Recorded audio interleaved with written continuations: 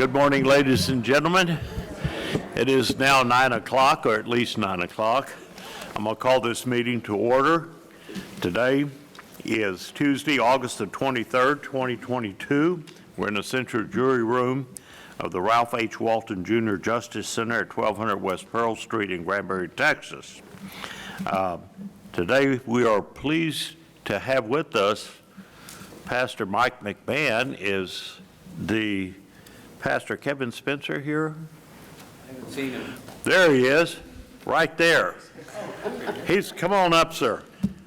He's from Arkansas. He likes to sneak up on people. He doesn't know if we're going to accept him or not yet, but he's been here for 2 years. And Pastor Mike McMahon says he's a good man, so that's good enough for me. So Pastor Spencer is going to give us the invocation. Good morning. Thank you for having me. If you would, join me in a word of prayer. Lord, we take this time and we honor you. We put you first place in this day and in our hearts. We thank you that you are our provision for everything, for this rain that we've been getting. God, I thank you for wisdom and discernment and humility for every man and woman that leads this county and the people in this county, and every decision that gets made today would be done with peace and goodness in heart. Thank you that you would get the glory in all of our actions and our words. It's in Jesus' name we pray. Amen. Amen. Amen. Thank you. Okay, now would you join me in our pledge of allegiance? I pledge allegiance to the flag of the United States of America and to the republic for which it stands, one nation under God, indivisible, with liberty and justice for all. And as our tradition dictates, we will pledge to the state of Texas. Under the Texas flag, I pledge allegiance to thee, Texas, one state under God, one and indivisible.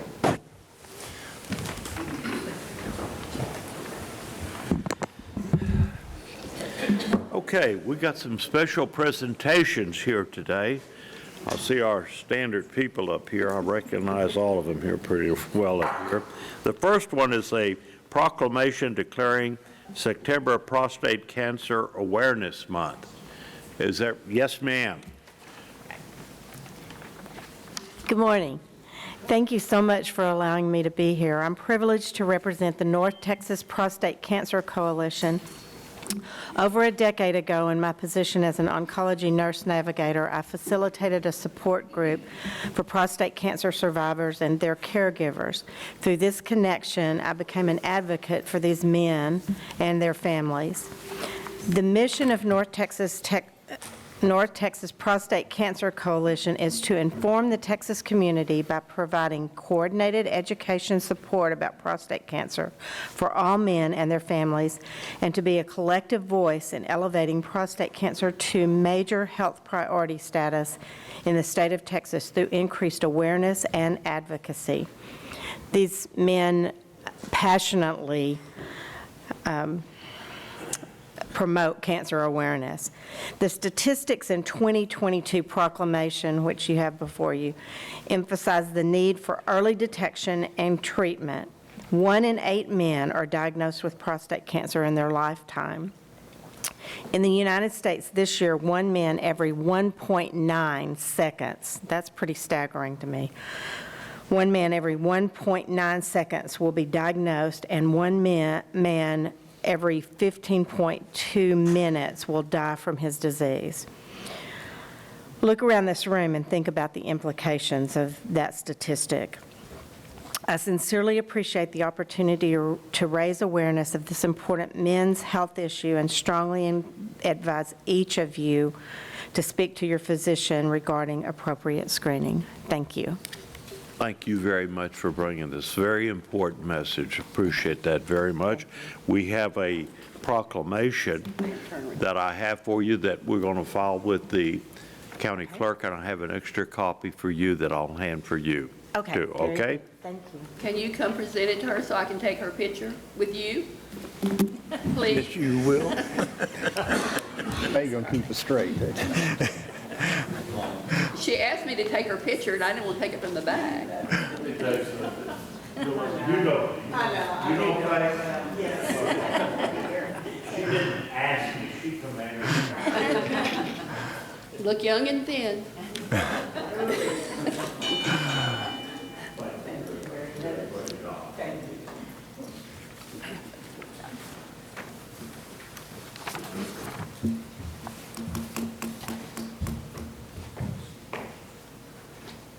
This is the next one that I'm very proud to be a part of, and we've got our wonderful staff up here.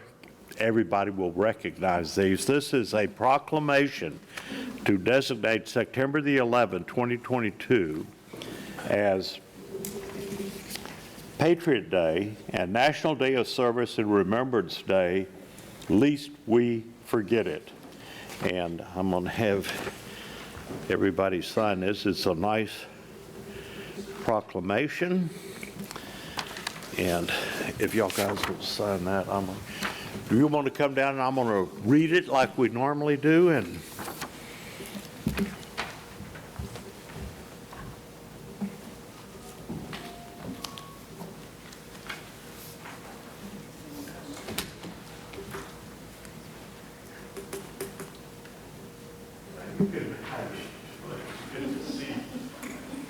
you can mess with a lot of groups here in Cook County, but this is one group you better not mess with. I just tell you that. Pick your fights. Don't pick a fight with them. Okay? This has done so much great work here, and our Memorial Park is the best in the world. I'll say that it's the best in the world. But this is a proclamation to designate September the 11th as Patriot Day and National Day of Service and Remembrance Day, least to forget. Whereas September the 11th, 21 years ago, the United States of America endured one of the most unconscionable tragedies in our country's history when cowardly terrorists attacked the World Trade Center, the United States Pentagon, and United Flight 93, resulting in the loss of 2,996 innocent people. And whereas these attacks tore a hole in the heart of our nation, and the pain of this tragedy still remains today. Each year on this somber day, we remember the horror and bravery shown that day, just as we remember how we came together, united in grief and in purpose. And whereas Friends of Memorial Lane renew our solemn vow to never forget what happened on September the 11th, 2001, or those who lost their lives, as we honor the first responders, firefighters, law enforcement officers, emergency workers, healthcare providers, and service members who answered the call of duty, and the brave civilians who rushed into action to save lives that day. Their heroism continues to inspire new generations of Americans. And whereas Friends of Memorial Lane encourage and invite all citizens of Cook County to take time this day to pray and remember on September the 11th, 2022, from 7 p.m. to 8 p.m. at the Jim Burks Firefighters Memorial Park, we will, by sight, sound, and participation, once again have a moving ceremony to remember, lest we forget. Let us once again unite in remembering. Now therefore, the Hood County Commissioners Court does hereby proclaim September the 11th, 2022 as Patriot Day and National Day of Service and Remembrance Day, and encourage all citizens of Hood County to stop and remember. We further encourage all citizens to participate in the remembrance service at the Jim Burks Firefighters Memorial Park. Signed this 23rd day of August 2022, Ron Massendale, County Judge, Kevin Murphy, Commissioner Precinct 1, Ron Cotton, Precinct Commissioner 2, Jack Wilson, Commissioner Precinct 3, Dave Eagle, Commissioner Precinct 4. This is a wonderful thing. These people do a wonderful job. Our park is the best in the world. I'll say that again. So, it really is. So, they're doing the real pretty one here, but everybody come out and show that on September 11th. That's just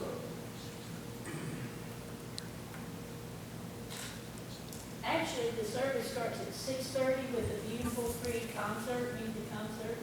So be sure and and parking's right next door, there's a shuttle. If you have veterans or anyone that's in a wheelchair or needs help, bring them in, let them out, let them have people there to help them for the seating. So Mike and Faye have done a beautiful job, so please join us that day. And I need to tell everybody, do y'all know that this is the only park we know in the United States, maybe in the whole world, that honors fire personnel, police officers, and military? And we have a new statute, I guess you call it, a space force. And that we're the very first one in the whole country to get a space force. So you gotta go down there just to see this big round space force. And it's, I guess it's the men and women that are working in the space industry. And we were the very first in the whole country to get one of those. So we're real proud of our park detail. So come join us.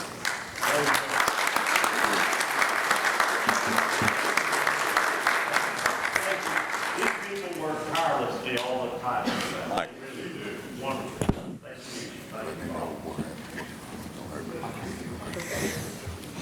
Thank you.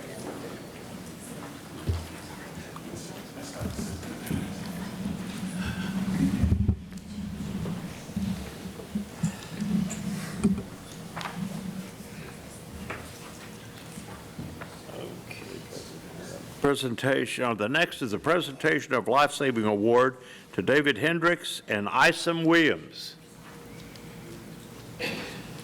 Jeff Young, our fire chief here. This is something really good here. I'm very proud of these two gentlemen right here. Judge, Commissioners, so it was, I had a call from Chief Becker and was explaining this motor vehicle collision or crash to me, and as he was explaining it, I didn't really get a full understanding of what it was until he showed me the pictures. So on the morning of Wednesday, July 6th, Crescent was dispatched to a motor vehicle accident. Firefighter Hendricks was on his way to the station to go get a truck, and as he was driving by, saw the vehicle and the extent of the damage. He made the decision right off the bat to stop and try to render aid. From looking at the vehicle, he was able to access the driver through about an arm's hole size opening on the passenger side, and the driver was getting to where she was unresponding. Come to find out, the seatbelt had wrapped around her neck and was cutting off her airway.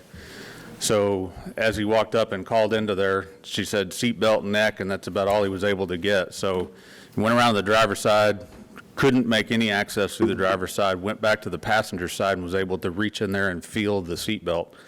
Well, about that time, firefighter Isom showed up, handed him a pocket knife. He reached in there and cut the seatbelt, relieving the pressure on her neck. At that point, she was able to start responding again and talking, and then they noticed that her right leg was sticking out through an opening but was compressed into the wreckage and was turning blue and getting to the point where the circulation was no longer in her leg. Next truck showed up. They grabbed a tool, opened it up, pulled her leg out. The incredible thing of all of this is she got up and walked to the ambulance and was able to get in the ambulance. I think was released later that night. So when I heard this story and heard what they were telling me, I mean, looking at the pictures of that truck, it had rolled over onto the cab and the cab completely compressed down to the body.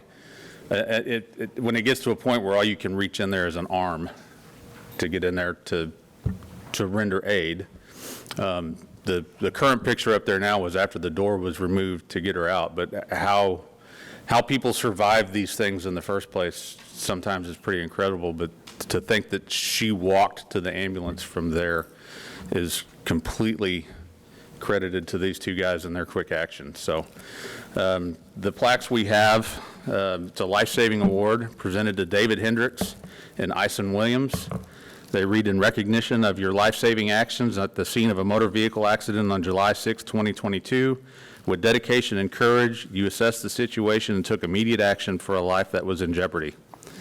So I think I've said this before. I completely honor and respect what these guys do every day, and I would love to bring a group of them up every commissioner's court and talk about the great things they do. But some of them really kind of stand out and shine. So These are going to be presented to David Hendricks and Isom Williams.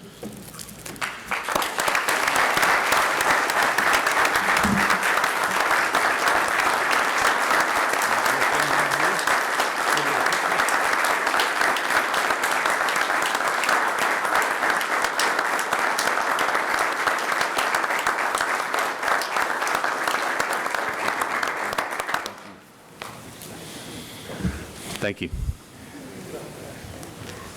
Great job, great job. You taught them all that, didn't you, Chief Becker? You told them to be prepared. Oh, yeah, every bit of it. Okay, that's good. All right, the next item are the service awards, and the first one is Luis Martinez Salazar, 5 years.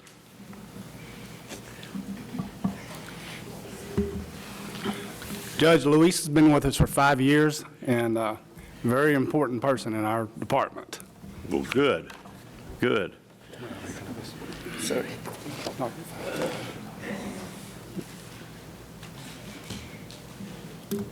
Thank you. Thank you. Hey, congratulations.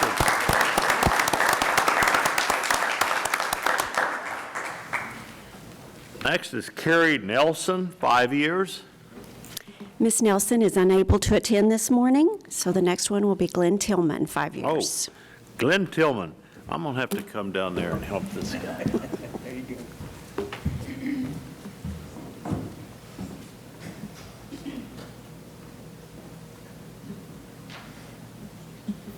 I really hate to brag too much on somebody because sure enough, as you start doing it, they turn around next week and don't do anything.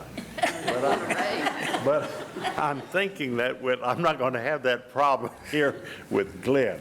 I'll tell you what, he came to the purchasing department, and since he's been in purchasing department, I think every employee here in Hood County really appreciates the fact that Glenn is now working for the purchasing department. I used to get a lot of complaints, like 2 or 3 a week. I haven't heard one since Glenn took over the department. He does a great job. So it's my pleasure to present Glenn with this award. Thank you, sir. Keep up the good work, though. Okay. Thanks. Thank you.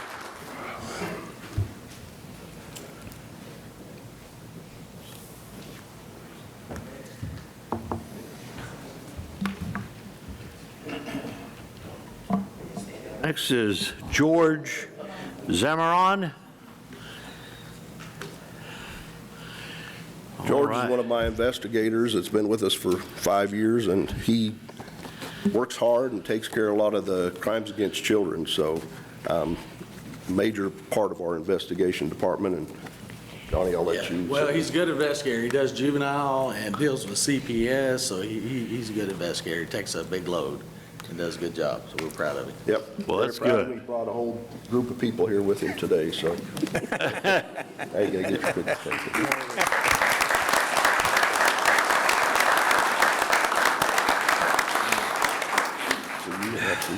And you can give a speech if you want. No, I appreciate it. Thank you. Okay. All right, next, Deborah Sycon. Yes, sir. Okay. And Debbie, she's a big part of the workings of the jail. She's not a jailer, but she bails out all those jailers up there. Takes care of a lot of stuff, so, Put together the commissioner's report. and yeah, she puts together your All report right. that you Thank you You get an much. email from me every month? Yes, we do. She's definitely the foundation of our department, so we're very thankful Oh, for thank Debbie. you. Yeah, very happy to have her, so congratulations, 10 years. 10 years, I know. Thank you, sir.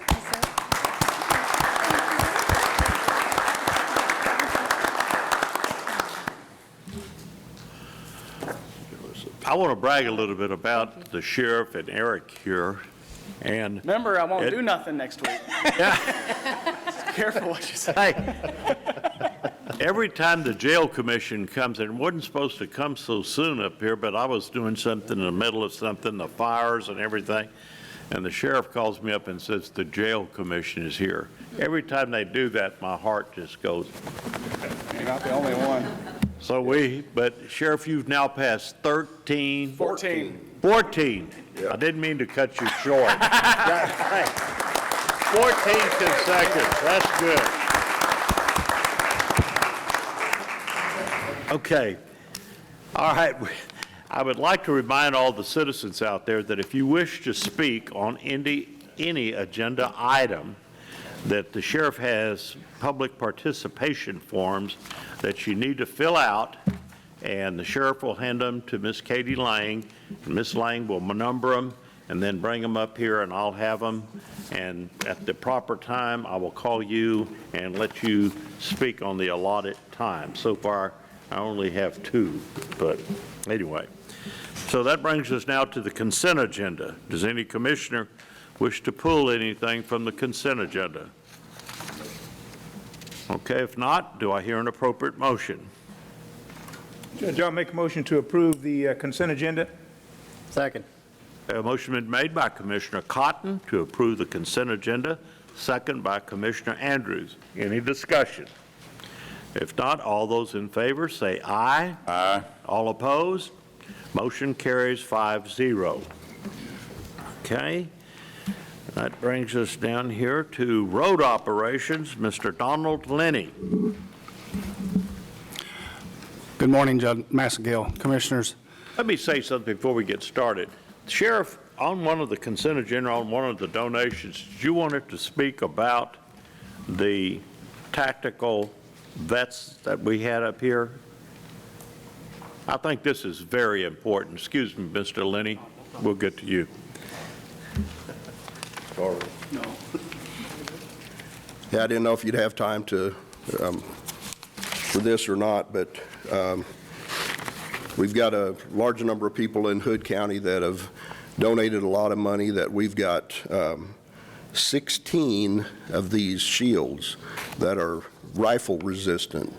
Everything that I've had in the past is bullet resistant shield that'll work for a pistol, but these are rifle resistant, so that's going to be an amazing thing. So this world's gone crazy, and I need to protect those guys, and so there's a bunch of people that have come together in the county and donated a lot of money. These things are like $450 a piece, and so we've got 16 of them now, and money is still coming in, so we'll probably be coming back to the court to have these donations accepted. So as of right now, I've got 16 that have been brought in, so we get with purchasing and get them all tagged, the 16 that we have. So I just wanted to, thank everybody that's come together to help in that program. It's a great thing. Willie Jensen was the guy that actually brought it up, I think, the first time, and these shields cost, what, $499? Is that what they are? About $450, and yeah. William Jensen started it, and it's spread from there. So he wants to help me get all my units out there covered with one in each vehicle, and as long as the donations keep coming in, he offered to keep on going with like the Granbury Police Department too. So it's a great thing, and they're pretty amazing. They're kind of heavy, but it'll help. You know, when he told us about it, I went back home and told my wife about them, and I think it's $450, or it's less than $500, I think, yes, isn't it? And I said, we really need, because it's a shield that the officer can hold right up in front of them that protect them while they're in a patrol car, or if they have to rush into a situation like the Uvalde school deal. And I told Brenda, my wife, about that, and we each bought one. So we each bought. How many do you need? I got lots of cars, and the city does, and there's constable cars, so Couple of hundred? keep the money coming.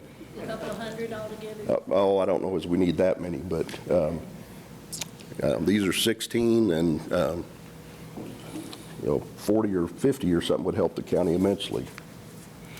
See, don't let Julia Pinnell get word of anything that we need to help out first responders. You do that, I mean, the next thing you know, you'll have enough. That's why I wanted to really bring that out, since you were sitting right there, Julia Pinnell. So it's a real safety measure, because, God, they need it. somebody attacks them when you pull up, they can just pull that shield and it'll stop anything, save a life. So it's a really, really good deal. So it needs to be more aware. I'd like for every patrol car to have one. Wouldn't that be the best thing to do, Sheriff? That's the goal, so. Yeah. Thank you for letting me have the time to talk You about bet. it. You bet. It's very important. Thank you, Sheriff. Okay. Donald Liddy, just as important, roads. Judge, I've spoken with each commissioner, and we discussed this agenda item quite at length. We have a 2005 Great All that we've spent quite a bit in repairs up to this point, and I believe it's time that we just, the way it looks and what's going to cost to just to get it running, is the reason why I've got this on the agenda for the court to consider purchasing a new one to replace this one. They are giving us $17,500 for this old one, so that's better than the last time that we went through this, but. Well, you kept it for 17 years, didn't you? You probably got the work out of it, so. It runs every day. And runs every day? Yes, sir. Okay. Do I hear a motion? Hey, Don, what do you do with that? We maintain the bar ditches. We keep those cleaned out. We install driveways with it. Culverts. Culverts. Clean culverts, yeah. When we have storms, we put the thumb grapple on it. That's what grabs up, the tree, especially up in the trees, what we pull out. It's something every day, so. Yeah, I'll make that motion. Second it. A motion been made by Commissioner Eagle to purchase the 2022 Great All XL 4100, an expenditure not to exceed $475,000. Second by Commissioner Wilson. Any further discussion? All those in favor say aye. Aye. All opposed? Motion carries 5-0. Got anything else for us, Mr. Lenny? No, sir. Thank goodness. You don't ask for much, but when you do, you take our breath away. But that's the way it is, isn't it? Okay. Thank you, Mr. Lenny. All right. Judge Clinton was unable to make it today, and he's asked me to step in and do his agenda. He's at a class. Okay. The first agenda, we have 5 replats that need to be set a public hearing on, and it's at the court's will which way you want, if you want to do them all at once or you want to do them separate. But Let's just do them all at one time. Okay. We got a long agenda today, so. First one we have is Indian Harbor Phase 4, Lot 66R in Precinct 1. Canyon Creek, Unit 1, Lot 435R, Precinct 2. And the next 3 are in Precinct 3, South Bend Addition, Lot 7R, South Bend Addition, Lot 8R, and South Bend Addition, Lot 39R. Staff recommends setting a public hearing for the September 27th Commissioners Court meeting. Okay. All right. Hey, Judge, I'll make the motion to set a public hearing for those 5 additional lot replats for September 27th. Yes, sir. Second. Okay, a motion been made by Commissioner Cotton to set the 5 replats for September the 27th, 2022, second by Commissioner Andrews. Any further discussion? All those in favor say aye. Aye. All opposed? Motion carries unanimously. Okay? Judge, our next item is actually 2 final plats. They are located at the same address of 9225 Plantation Drive.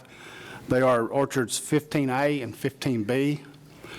15A is a 53 7/10 of an acre tract that proposes 96 single-family lots, with the smallest lot being about 3/10 of an acre. This plat is located in the Water Quality District in Precinct 2, and is to be served by public water and wastewater and concrete streets. The second one is Orchards 15B, the final plat. This one is consisted of 21 2/10 of an acres and proposes 32 single-family lots, with the smallest being about 1/3 of an acre. This plat also is located in the Water Quality District, Precinct 2, to be served by public water and sewer and concrete streets also. There are no variances associated with either of these final plats. All comments have been addressed. Staff recommends the approval of final plats Orchard 15A and the final plat of Orchard 15B as presented. Question or comment? Do I hear a motion? Judge, I'll make a motion to approve the final plat for the two plots, the two Orchard 15A and 15B. Second. Motion been made by Commissioner Cotton to approve the final plats of Orchard 15A and 15B, second by Commissioner Wilson. Any further discussion? All those in favor say aye. Aye. All opposed? Motion carries 5-0. Thank you, Judge. Thank you. Mr. Lenny, we'll see you in 17 years on another great all right? 17. All right, financial, Ms. Becky Kidd. Good morning, Judge and Commissioners. You've all received advance information regarding payments that are being presented today. You have also received a form with payments over $10,000. Payments for today total $540,176.29. We've reviewed all these, and we do recommend that we pay the bills. Are there any questions, gentlemen? Any question? Do I hear a motion?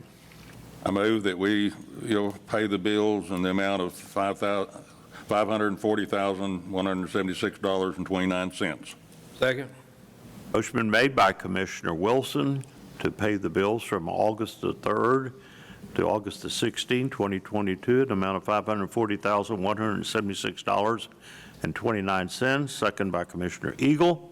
All those in favor say aye. Aye. All opposed? Motion carries 5-0. Yes, ma'am. And you've also received information regarding our monthly reports. We've reviewed and we have received and reviewed these. Are there any questions regarding these reports? I see you're missing the one from District Clerk. Is it being worked on? Yes, sir. Okay, any other questions or comments? Do I hear a motion? Yes, I move that we accept the financial reports as documented for the period of August 1, 2022 to August 15, 2022. Your second. Second. Okay, a motion been made by Commissioner Wilson to approve the financial reports that have been received and reviewed by the Audit Department, second by Commissioner Andrews. Any further discussion? All those in favor say aye. Aye. All opposed? Motion carries 5-0. Okay. All right, we have reviewed the constables for all precincts for their 2022 annual review. There were some minor exceptions. Would anyone like to talk about that, or should we take these one at a time and approve them? You've all received information regarding the exceptions. Again, they're minor. We're working with those departments to rectify the situation. Any questions? So you recommended for approval of all four of the constable's financial records, Yes, are you sir. not? Being as you have information regarding what is in the audit, what we've discussed. And you're working on those with the constables to, Yes. okay. Do I hear a motion to approve and accept all of the financial records for all four of the constable financial records? I'll make that motion. Okay. That's items 3, 4, 5, and 6, right? Yes, sir. Second. Okay, motion been made by Commissioner Eagle to accept the 2020 review of constables 1, precinct 1, 2, 3, and 4 of the financial record, second by Commissioner Wilson. Any further discussion? All those in favor say aye. Aye. All opposed? Motion carries 5-0. Thank you. Ms. Kidd, thank you. Okay, under miscellaneous, item number 1, discuss and take appropriate action to allow the Elizabeth Crockett chapter of the Daughters of the American Revolution to use the courthouse lawn, gazebo, and sidewalk for a Circle of Liberty event to celebrate Constitution Week on Saturday, September the 17th, 2022, from 4 p.m. to 6:30 p.m., with the setup at 3 p.m. Is there anybody here from the Daughters of the American Revolution? Please come forward.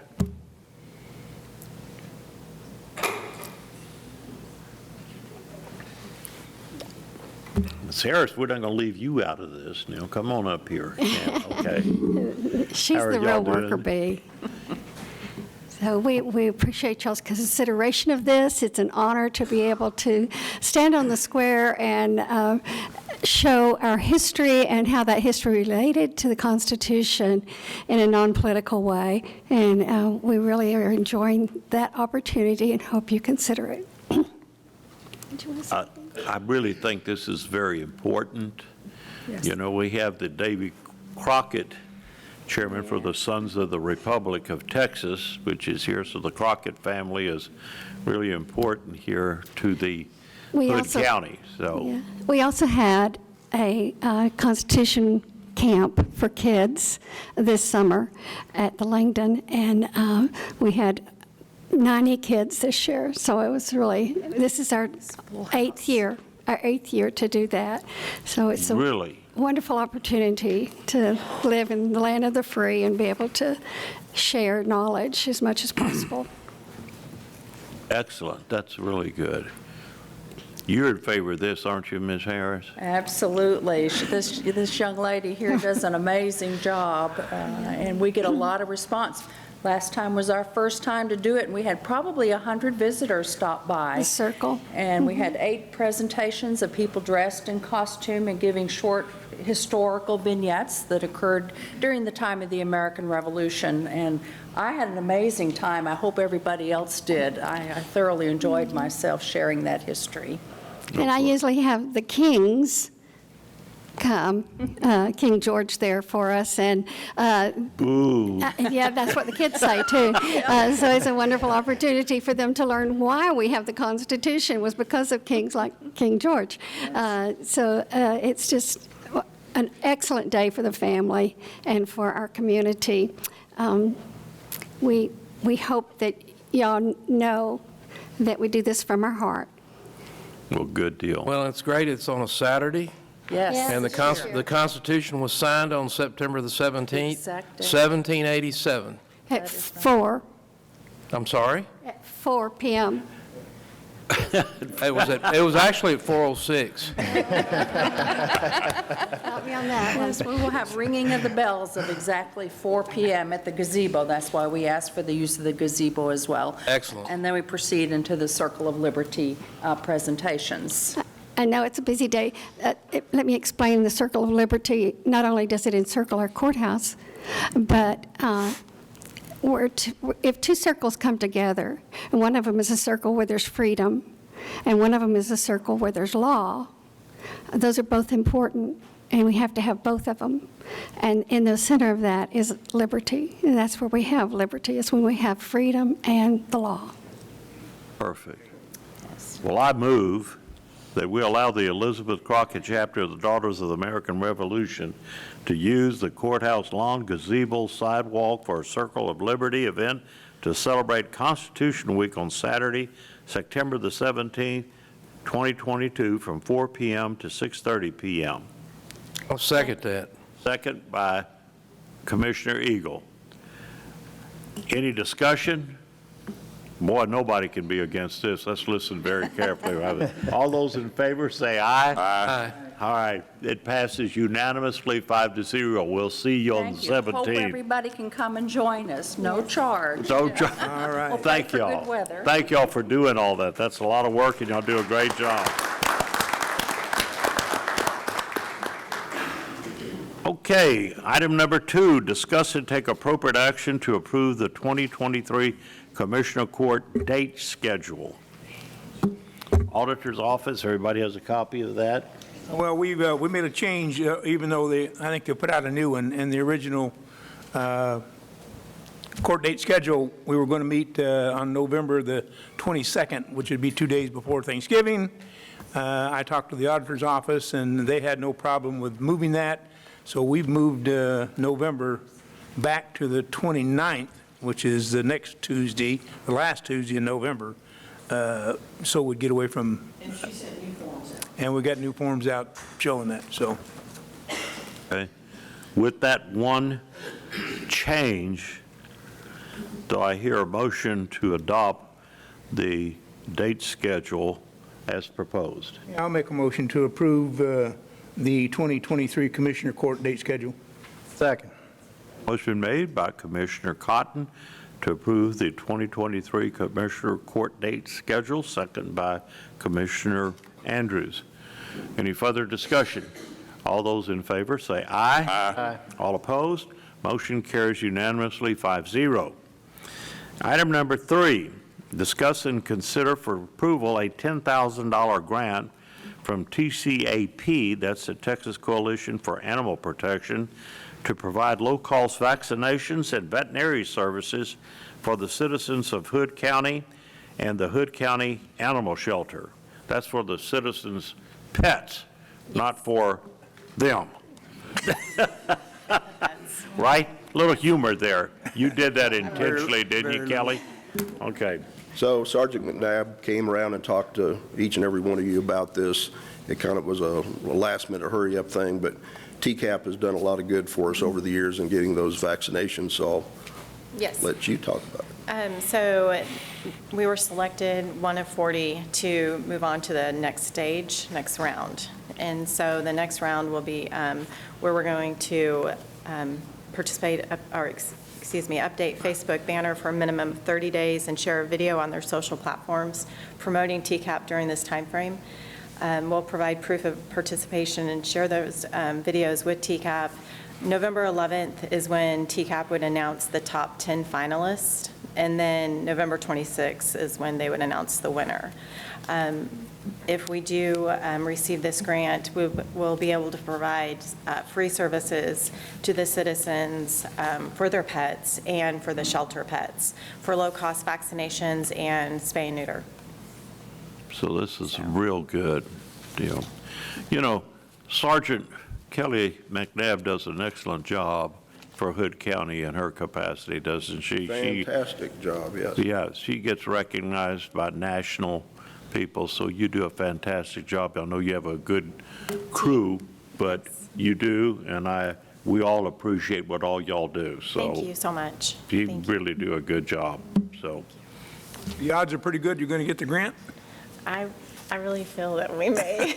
We'll keep our fingers crossed. I'm hoping so, fingers crossed. So Okay. it will take a lot of social media and sharing and trying to get it out there that we have this opportunity and chance to help. So we already have rescue groups that do help with to provide free spay and neuter for the citizens. And so this will just be another avenue for them to get their animals spayed and neutered, which will help lower the amount of unwanted homeless pets that we have here. So. Okay, well, good. All right. Do I hear an appropriate motion? I'll make the motion to approve the $10,000 grant, the application for the TCAP, $10,000 grant. Second. Motion been made by Commissioner Cotton to approve the $10,000 grant from TCAP, second by Commissioner Eagle. Thank you so much. All right, thank y'all. All those, any further discussion? All those in favor, say aye. Aye. Motion carries 5-0. All right, item number 4. Mr. Mills, I understand that is being taken off, is that right, for this? We need to pull that. It needs to be pulled, doesn't it, because did they vote it down last night, or they made changes? I don't know, I'm just hearing this secondhand from the school board last night. I don't know if I don't think they voted. The school board pulled it. They pulled it? Yes. Okay. So are we going to pull it and then collaborate with them and put it back? yes, I think that's what we have to do. Isn't that Okay. right with you, Sheriff? Yeah, the email that I got this morning from the superintendent is that, so it changed from the 15,000 that you approved earlier, and so they'll get that check, and then we'll take the remainder of, off the top of my head, 28,000 something, so whatever the difference is, then we'll take that out of abandoned vehicle to pay the remainder. And, yeah, I don't know where the agreement's going to stand, so I guess that'll be, when they come back with something, then I'll make sure the court and so we can move forward. Okay. Okay. So item number 4 will be pulled. The main thing, Officer Hastings is going to have this animal, correct? Yes, we have the vehicle, we have the kennel, we have the dog, so life will go on. The officer takes the dog out all the time. He was out Sunday night, made a pretty good bust. So him and that dog work very well together, so for Hood County. So, yep, life will go on, and we'll get this figured out as the attorneys get it figured out. Well, you're optimistic on that one. Well, yeah, and so we'll pay it all out of abandoned vehicle, so. Are you okay with that, or do we need to? I'm okay with that, just to get it going, and get it done. Yep, I got another thing on the agenda coming up, so might have to ask for some out of Fund 55. So, thank you for hanging in there. Okay. Thank you, Sheriff. Thank you, Sheriff. Okay. All right. Item number 5, discuss and take appropriate action to authorize the county judge to sign the Motorola Solutions contract to update the O. Spillman investigation module to Command Central Investigation. And I have one well, first of all, yes. I was going to say, gentlemen, I appreciate your time. Basically, what this is doing is replacing a module the sheriff's office already uses in Spillman with the newer upgraded version, because right as we know it, Spillman/Motorola is not supporting the current module we are using. Mm-hmm. And of course, the money's already in the budget. And so you got the money there too? Mm-hmm. And it's Yes, sir. something that has to happen, so. Yes, the sheriff's office currently uses it for their investigations. Yeah, this is something that, in the past, it was called analytics, and that's being phased out, and that helps us, figure out where crime's going on, where it has been going on, and to anticipate things for the future. So it's a great tool, and so I'd sure appreciate if we could continue to move forward. Good. Okay. Good deal. Thank you. Ms. Nanette Samuelson? Good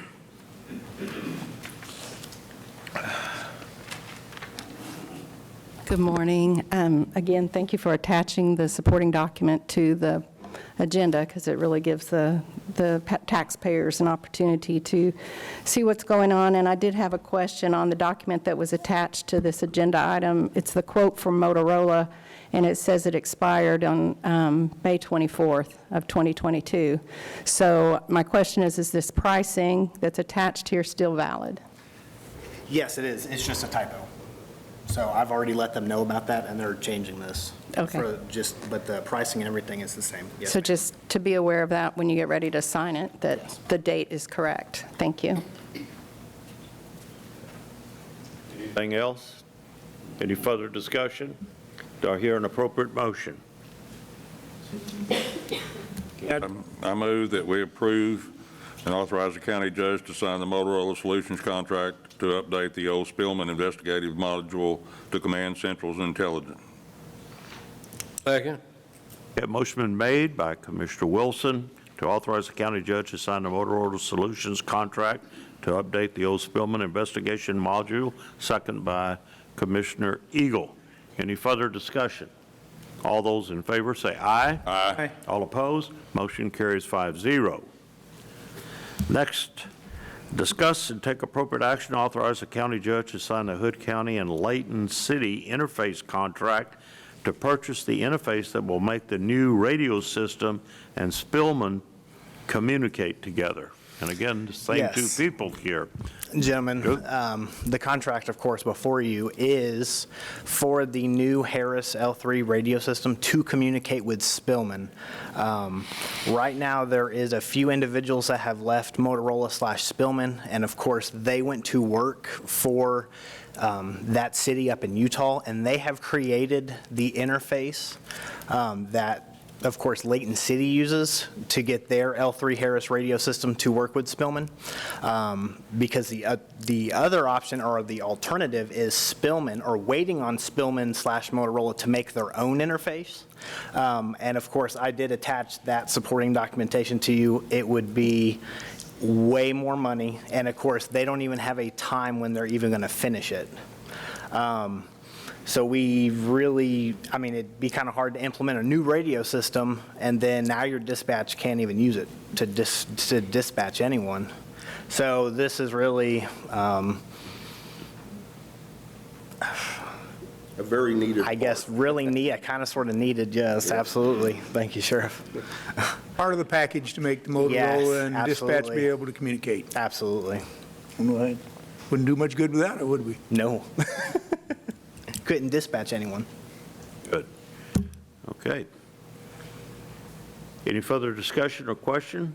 I'll make a motion to authorize the county judge to sign the Hood County and Layton City interface contract to purchase the interface that will make the new radio system and Spillman communicate together. Second.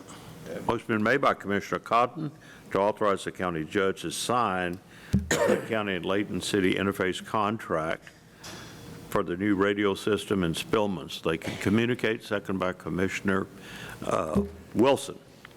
Any further discussion? All those in favor say aye. Aye. All opposed? Motion carries unanimously 5-0. Thank you, gentlemen. Thank you. Thank you. Okay. Item number 7, consider and take appropriate action to approve and allow county judge to sign the animal control interlocal agreements with the Hood County municipalities.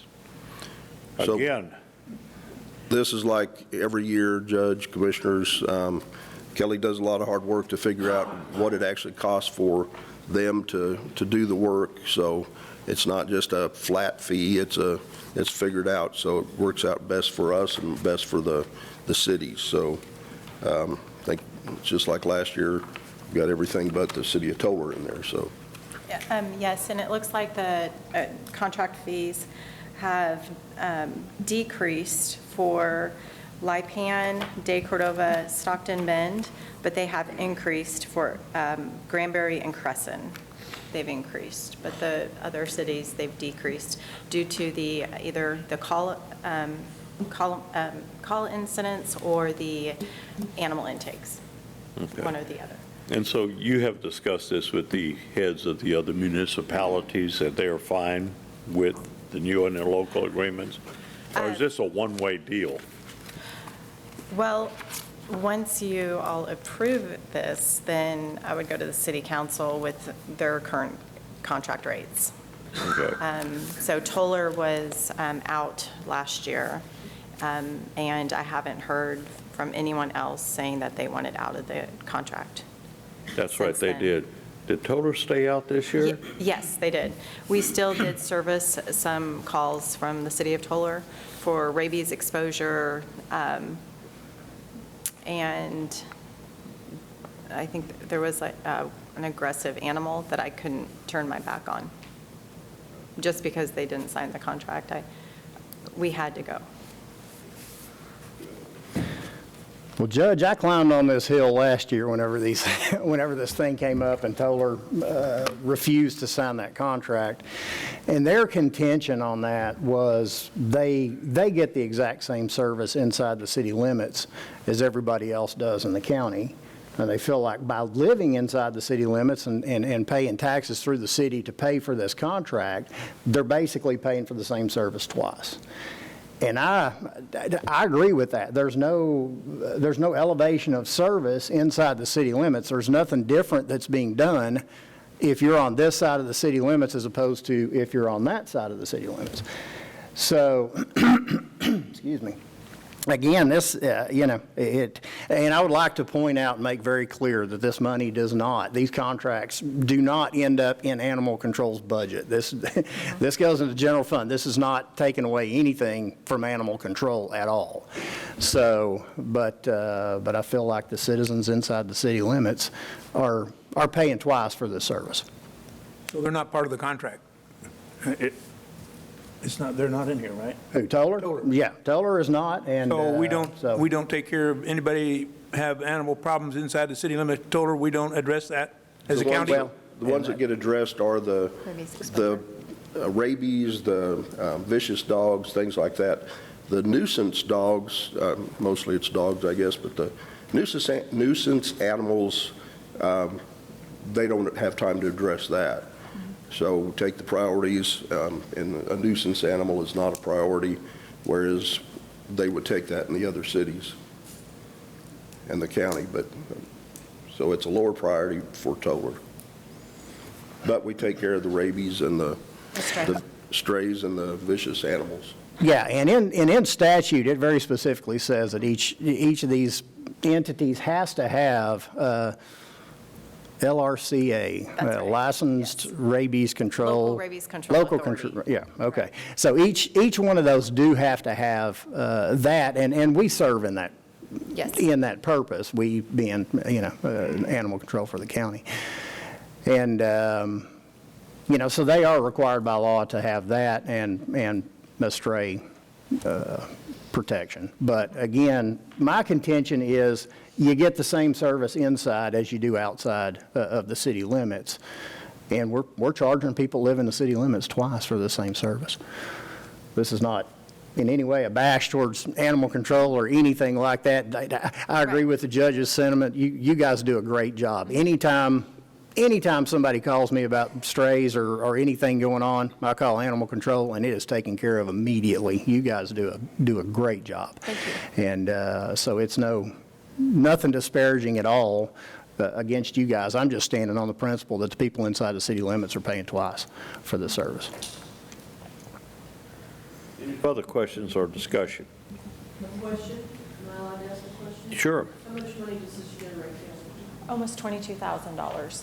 And that, like Commissioner Andrews spoke, that goes into the general fund. It doesn't help you in any capacity?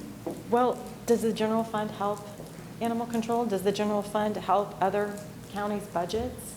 Pay, so. That's such a small drop in the bucket for what you do.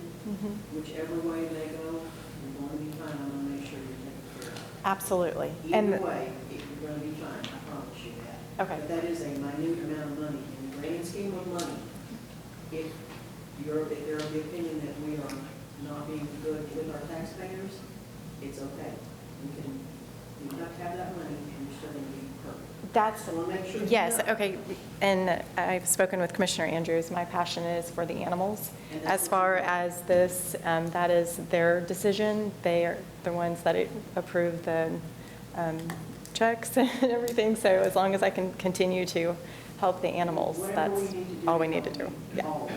Yeah. Thank you. Thank you. Thank you. So. Judge, I'd like to make a motion that we reconsider the interlocal agreements with the municipalities at no cost to the cities to provide these services.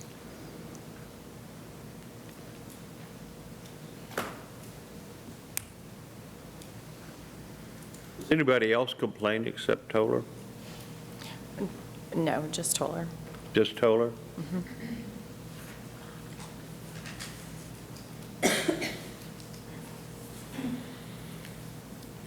You've got a motion. Well, let's, yeah. All right, do I hear a second?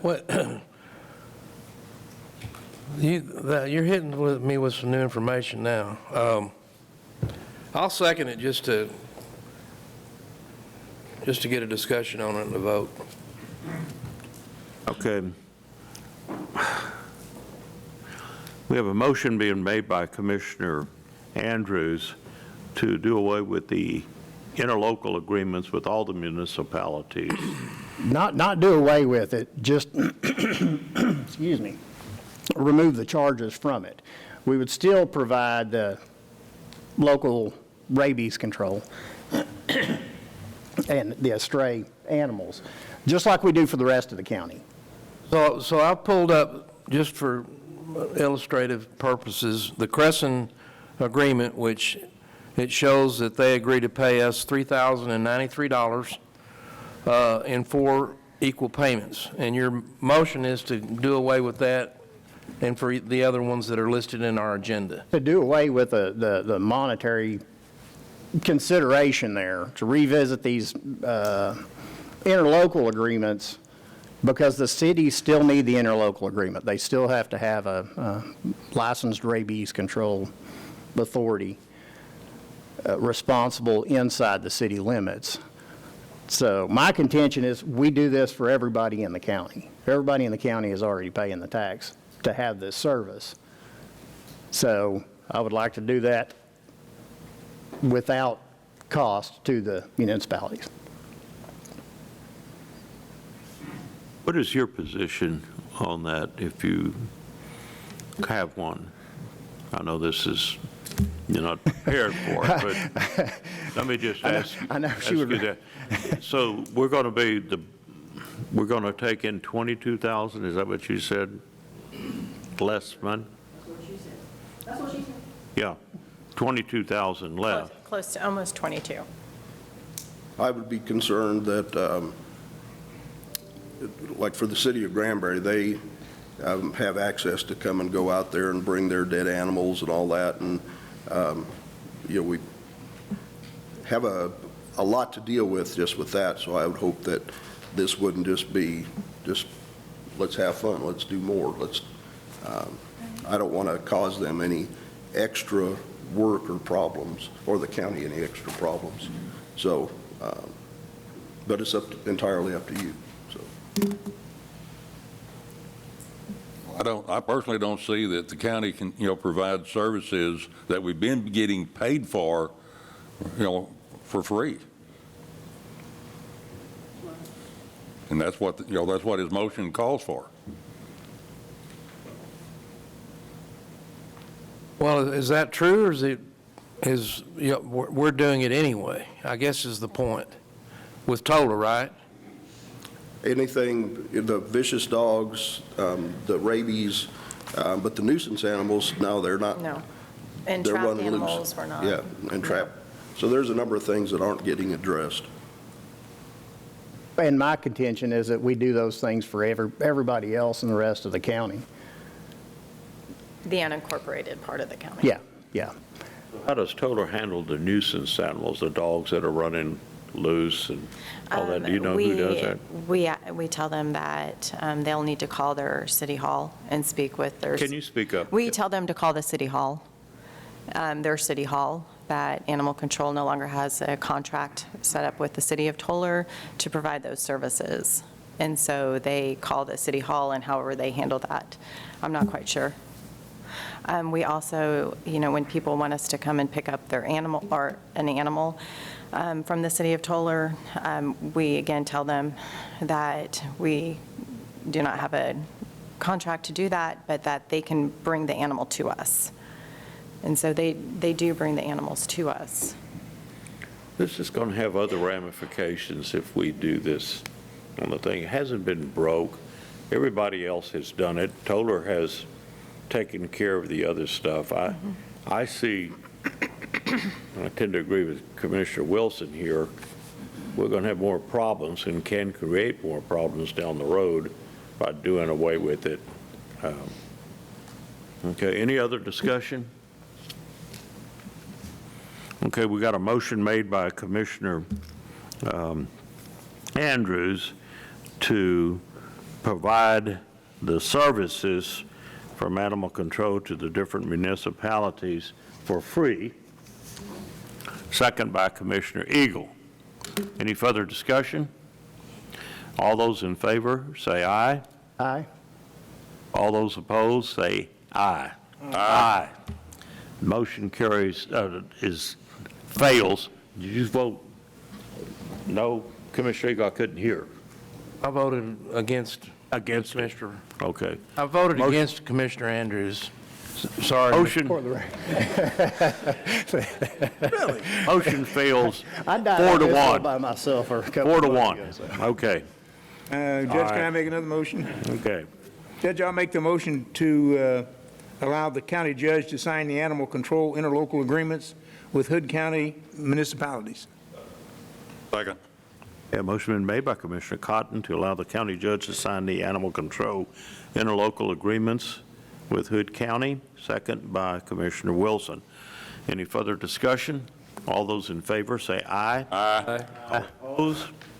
Motion carries 5-0. Okay. Thank you very much. Thank you. I think we're up next.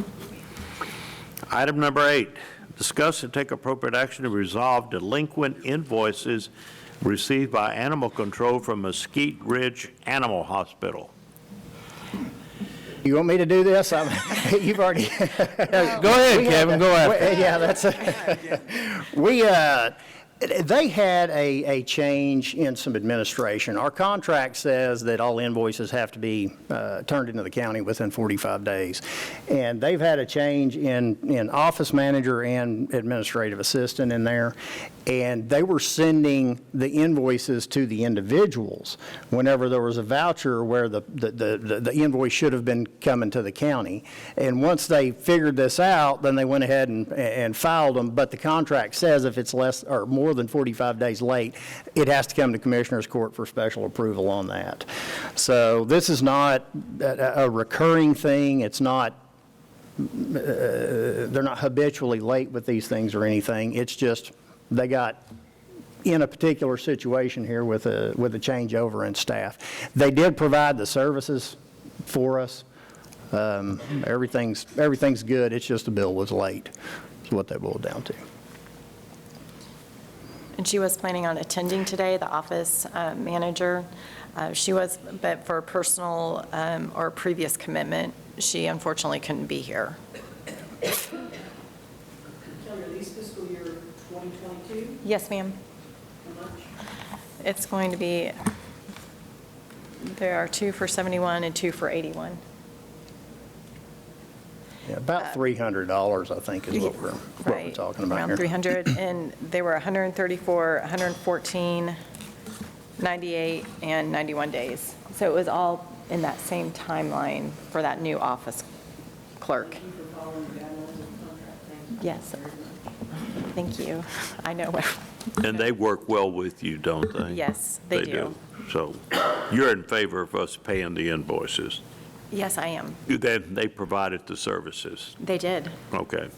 Do I hear appropriate motion? Yeah, Judge, I'll make a motion that we pay the delinquent invoices received by Animal Control from Mesquite Ridge Animal Hospital. Second. Yeah, motion been made by Commissioner Andrews that we pay the delinquent invoices received by Animal Control from Mesquite Ridge Animal Hospital, second by Commissioner Eagle. Any further discussion? All those in favor say aye. Aye. All opposed? Motion carries 5-0. Thank you. Okay, thank you. All right. Item number 9. Consider and take appropriate action for county judge to sign a vending agreement with Sodexo Services of Texas Limited Partnership. Mr. Glenn Tillman. Good morning, Judge, Commissioners. This is an agreement to place vending machines here in the Justice Center for the benefit of jurors, court participants, and, of course, the employees as well. It's been requested, especially because a lot of times jurors put in long days and don't necessarily are able to leave. And so it was requested for that purpose. How about Commissioner's Court? Can we do? It'd be right outside the door. Anyone welcome to use it. And you gave us a list of the. Looks like the prices are reasonable, is what they're charging. Yes, that was one of the concerns as well, that the prices be reasonable, and I think they accomplished that. So, and they've agreed to carry $1 million insurance. They do, and indemnify us, right? For anything related. I believe the contract does specify that. And if it works out well, we may even consider it in other buildings, but I figured we should try it out here, at least initially. Will there be a change machine? Because in looking at the pricing, I see that there's, several items that's going to require, paper money and coins, or is the machine going to be capable of giving change? Yes, I believe. All these things use credit cards nowadays. Yeah, I know we'll do credit cards. Okay. Honestly, I'm not exactly sure on how the cash option works on that. Well, I mean, but it does have a cellular device in each machine that communicates with them. So. if there's any issues, and for when it's time for restocking, they already know in advance what's required to be done. So it seems to be a nice setup. But again, that's why I wanted to try out one location, see if it works, because sometimes, you never know till you get into it. County attorney review that contract? Yes, yes. I hear appropriate motion. I'll make the motion to allow the county judge to sign a vending agreement with Solodex Services of Texas Limited Partnership for vending machines. Second. Okay, motion been made by Commissioner Andrews to allow the county judge to sign the vending agreement with Solodex. Second by Commissioner Cotton. Any further discussion? All those in favor say aye. Aye. All opposed. Motion carries 5-0. Next. Consider and take appropriate action to approve and update pages 4, 5, 6 of the Hood County Purchasing Procedures and Manual. That's your bailiwick again, isn't it, sir? Yes, sir. So the purpose of this update is to transition the county away from paper requisitions and fully to the use of electronic requisitions in Tyler, as it's intended to do. And to accomplish this, we will have to process certain purchases differently, but it's the correct way to process requisitions, and it will make the county more efficient. And I didn't include it in the backup, but I also have a letter, if anyone cares to see it, from an expert in this field who also guided me on the proper way to do this, who uses Tyler, has been working with this type of a requisition system for many, many years. And it's convinced me that this is the right way to do it. And basically what we're doing, we'll be taking a whole level out of the purchasing process for the county. So it should be very helpful. And You told me you're already working with some of the departments on trying it out? yes, we're testing it out because I wanted to make sure that any problems were addressed and that it could be done, properly. And I've been very satisfied with how that's gone. Okay, do I hear an appropriate motion? Judge, I'll make a motion to approve the updates to our pages 4, 5, and 6 of the Hood County Purchasing Policies, Procedures Manual. Second. Motion made by Commissioner Cotton to update the pages 4, 5, and 6 of the Hood County Purchasing Procedures. Second by Commissioner Wilson. All those in favor say aye. Aye. All opposed? Motion carries 5-0. Okay, next. Consider and take appropriate action to update the county's minimum liability insurance requirements for vendors bidding on county contracts. Again, Mr. Tillman. Yes, so in creating bids for county vendors, I noticed that the current insurance requirements were inadequate. So in the best interest of the county and the taxpayers, I believe they should be updated as follows. Commercial general liability should be at $1 million minimum per occurrence, $2 million general aggregate, $2 million products and completed operations, and commercial automobile should be set at a $500,000 minimum per occurrence for bodily injury and property damage.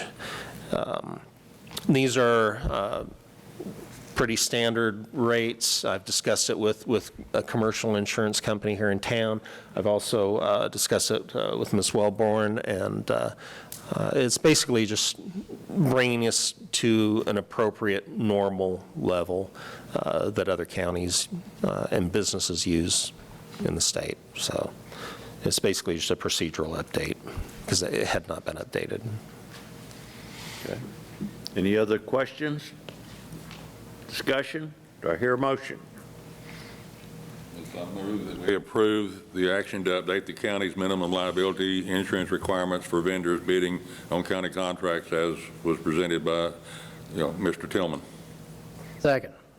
Motion made by Commissioner Eagle to update the county's minimum liability insurance requirement as stated by Glenn Tillman, second by Commissioner Andrews. Did I say you? You made the motion. My good friend up here, Mr. Jack Wilson, we all know, made the motion, second by Commissioner Andrews. I'm sitting here getting ahead of myself. Okay, any further discussion? All those in favor, say yes. Yes. Yes. I was trying to trick them. See if they're sleeping. That was a trick. Okay, motion carries 5-0. Thank you. Okay, item number 12, consider and take appropriate action to award RFP 2022-002 fuel tank pump fuel management system setup not to exceed $75,000, including site preparation expenses. Again, Glenn Tillman with a little help from the sheriff here. Yes, so as a matter of public safety, the Sheriff's Office requested that we seek proposals for the above-ground fuel tank, which we did. The request for proposals closed July 21st at 10 a.m., and after examining the 4 qualified responses, it's the recommendation of the evaluation committee to award that contract to B&J Equipment. Sheriff? Judge, Commissioners, ever since we went to the fuel cards and got away from the gas tank quite a few years ago, we've had a lot of problems when the hurricanes affect the fuel coming up to this part of Texas. Power outages, can't get fuel at the stations. We've had problems with those cards. So for emergencies, I need to keep those patrol cars running. So any emergency service, then I don't have a problem with any of the emergency service people like fire marshals, constables coming to get fuel there when they need it, when it's, if you guys approve this, but it needs to be done. We need to get back to that tank situation, and we can still use the cards too. It's so important to me. I'll pay $25,000 out of my abandoned vehicle fund to help get this done, so that'll lessen the blow a little bit on the money for the court. So sure need to get this going. In discussion with Mr. Tillman, the plan was to, set this tank on gravel pad, and my suggestion is that we put it on a concrete pad to secure it. That way it's not going to tilt, it's not going to sink on one leg or the other, because it's on skids, and I understand that, but at the same time we need to have it in a position where we don't have to worry about it moving also on the gravel. So he had gotten some rough numbers approximately on that, and I think that still will fall into the 75,000 not to exceed. Well, If actually, it does, the 75,000 was before the pad. Okay. So I think we'd probably need to raise it to 79, just to be sure. Obviously, we won't spend anything we don't have to. I think we're better off in the long run, go ahead and put it on concrete. I agree. Have a bunch of fuel tanks at the ranch. They work a lot better on concrete. So, all right, you want to just to amend that to say not to exceed $79,000 with the concrete pad? Yes. Yep, I'm good with that. I'll make a motion that we approve the action to award RFP 2022-002 fuel tank pump fuel management system and setup not to exceed $79,000, including site preparation expenses, with a concrete pad. With the funding coming from? I'm sorry? With the funding coming from? Part from the sheriff. Yeah, I'll take $25,000 out of my abandoned vehicle if you could fund the rest out of the Fund 55 or capital, whatever we're calling it. I see Becky, she is nodding her head, so that. Out of Fund 55 with the exception of the 25 from the Sheriff's Department. Second.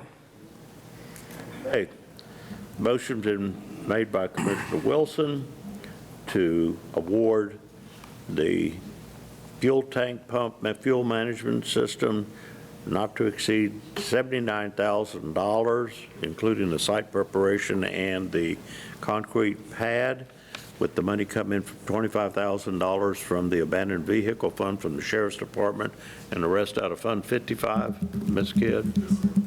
Okay. Any further discussion? All those in favor say aye. Aye. All opposed. Motion carries unanimously 5-0. Okay. Thank you. Thank you. Thank you, Mr. Tillman. Okay, item number 13, discuss and take appropriate action regarding the sale of 7603 Larry Court to the city of Lypan. Yeah, Judge Mayer approached me about a piece of property that we own back. It's very near the well sites there for Lypan, and they wanted to see if they could acquire that piece of property so they could put some more wells on there and strengthen their water system. I gave everybody a little information there. It is 6.303 acres. And talked to Mr. Lenny. We used to use that to take stuff out there and burn it. Is that kind of? Yeah. So it's back out of it's kind of off the main way there. You got to go down a couple of courts to get there. Well, Do you still use it at all? No, sir. We filled it up level. It's just a level piece of property now, and then we use it to burn materials that were out in that area after storms, and we can't burn anymore, so we don't have any use for it at this moment. We have no use for it. Maybe Lypan does, so it's a win-win for both sides? I would think so. Okay.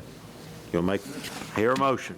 Well, Price. yeah, I guess the price is going to be a thing. I kind of, in the backup, included all the, or several properties there on Larry Court.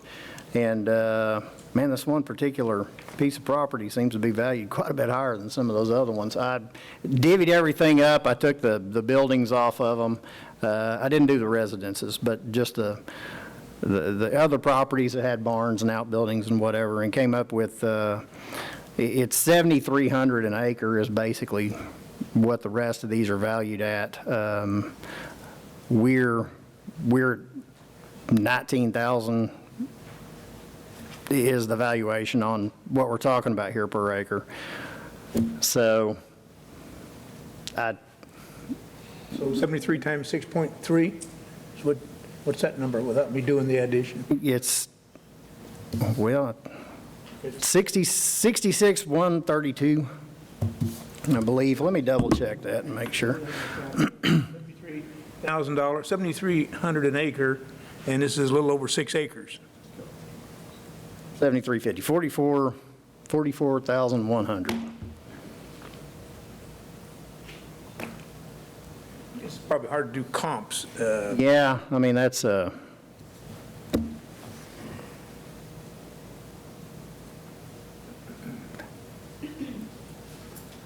we be required to go through a realtor and see if anybody else would be interested in buying that property? not to Mr. Mills? not to another government. Glenn, purchasing, anybody?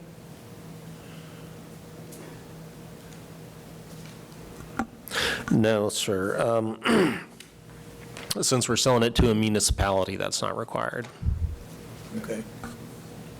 And I felt a little bit of a conflict here, being that I live inside the city limits of Lypan. I think I need to recuse myself on this one and not vote or take any action. What's the total cost then? I don't know, I guess we've got to make an offer. Sounds like if Commissioner Andrews thinks that the property out there is going for 7,300 an acre, and this is a little over 6 acres, it'd be about $44,100 for the property based on that. Based on the appraisal rolls, I mean, I don't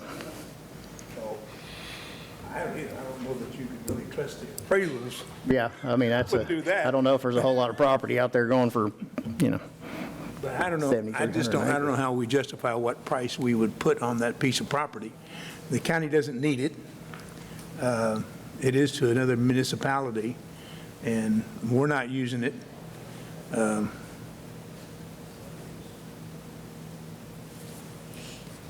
But you wouldn't want to give it away for less than what. How much does Stowe want to pay for this? He wants us to. We didn't come in with any, any negotiation on the matter.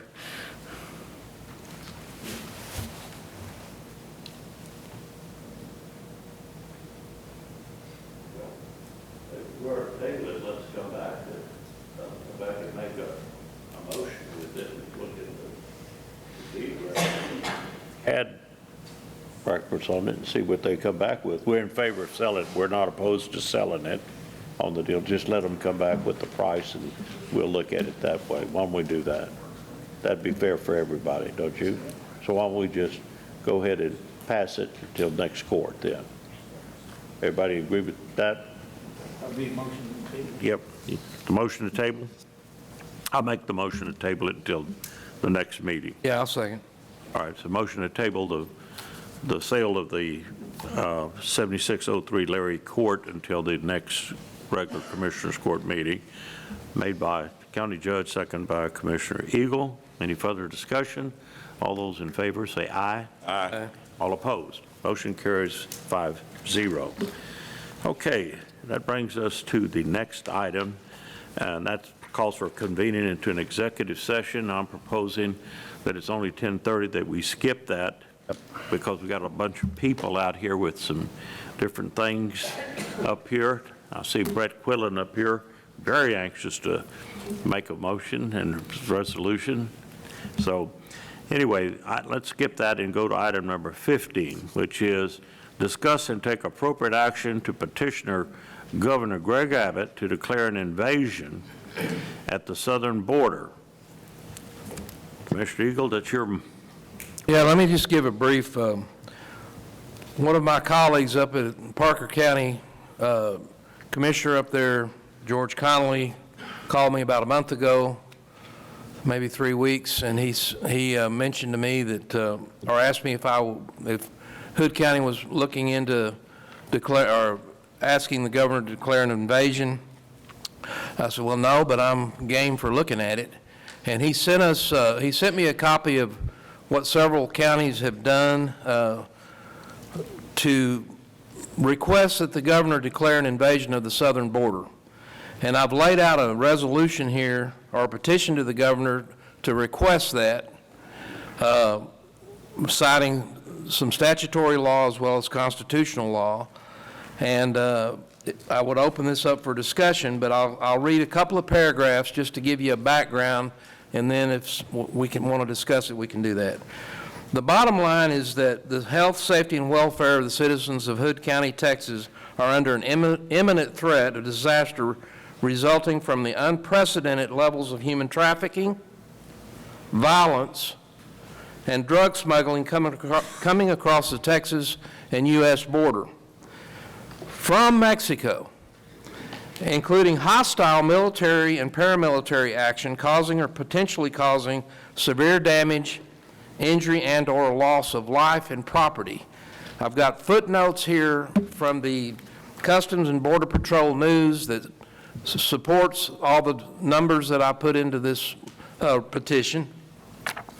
I've got a whereas the federal government has breached its duty to protect Texas under Article 4, Section 4 of the U.S. Constitution. And then I'll just jump to the therefore. Therefore, the facts as stated in this resolution constitute, among other things, an invasion of the state of Texas, including but not limited to Hood County, Texas, as that term is, invasion is defined in Article 4, Section 4 of the U.S. Constitution and Article 4, Section 7 of the Texas Constitution. And there's more in there than that, but it's basically asking the governor has come just short of declaring an invasion. And the counties need to make their voices heard and to pressure the governor to make that declaration because it changes the game.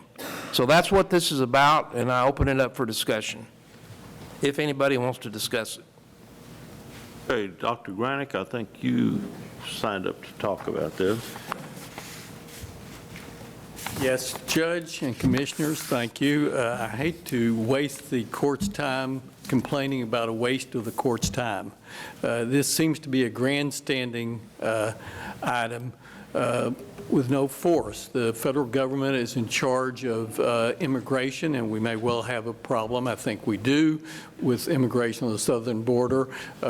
Texas has spent money busing people to other places. They've spent money sending National Guard, which have no authority to do anything, and even lost one National Guard's life. And now the counties even have less of an authority to do things, and this just seems to be, for a Commissioner's Court that has 24 items and lots of things to do, one item that doesn't need to be there. Thank you.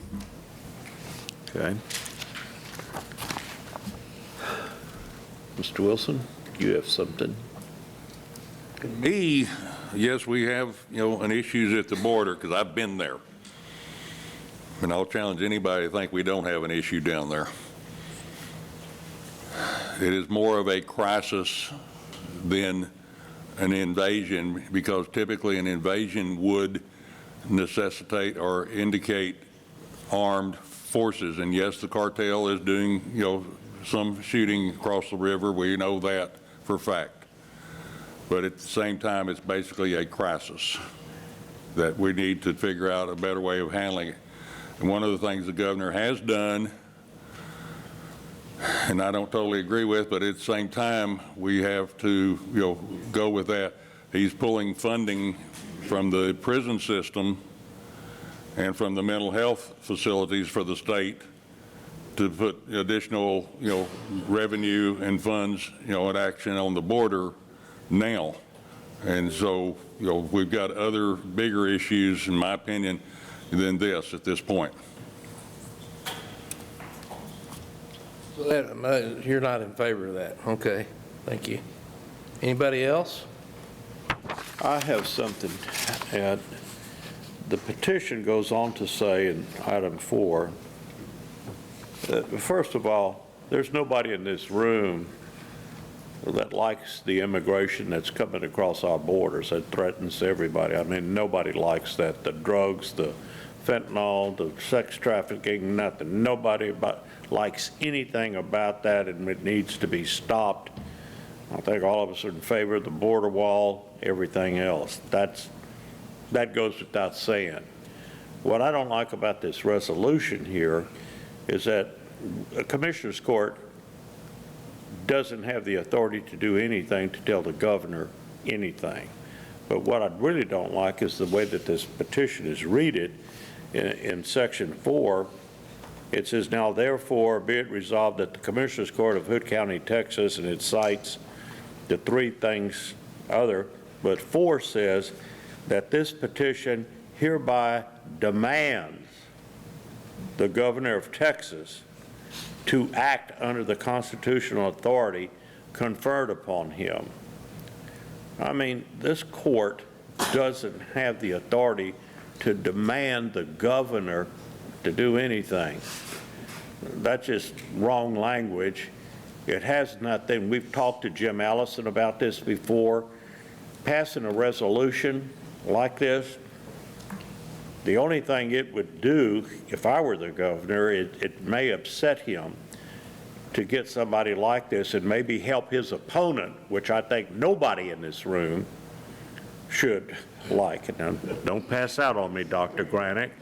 Now, I don't want to help out Robert Francis here, but by the same token here, I met with the governor, with the county judge in Somerville County. He flew in his plane, met with us when Chalk Mountain was burning and threatening to burn Hood County.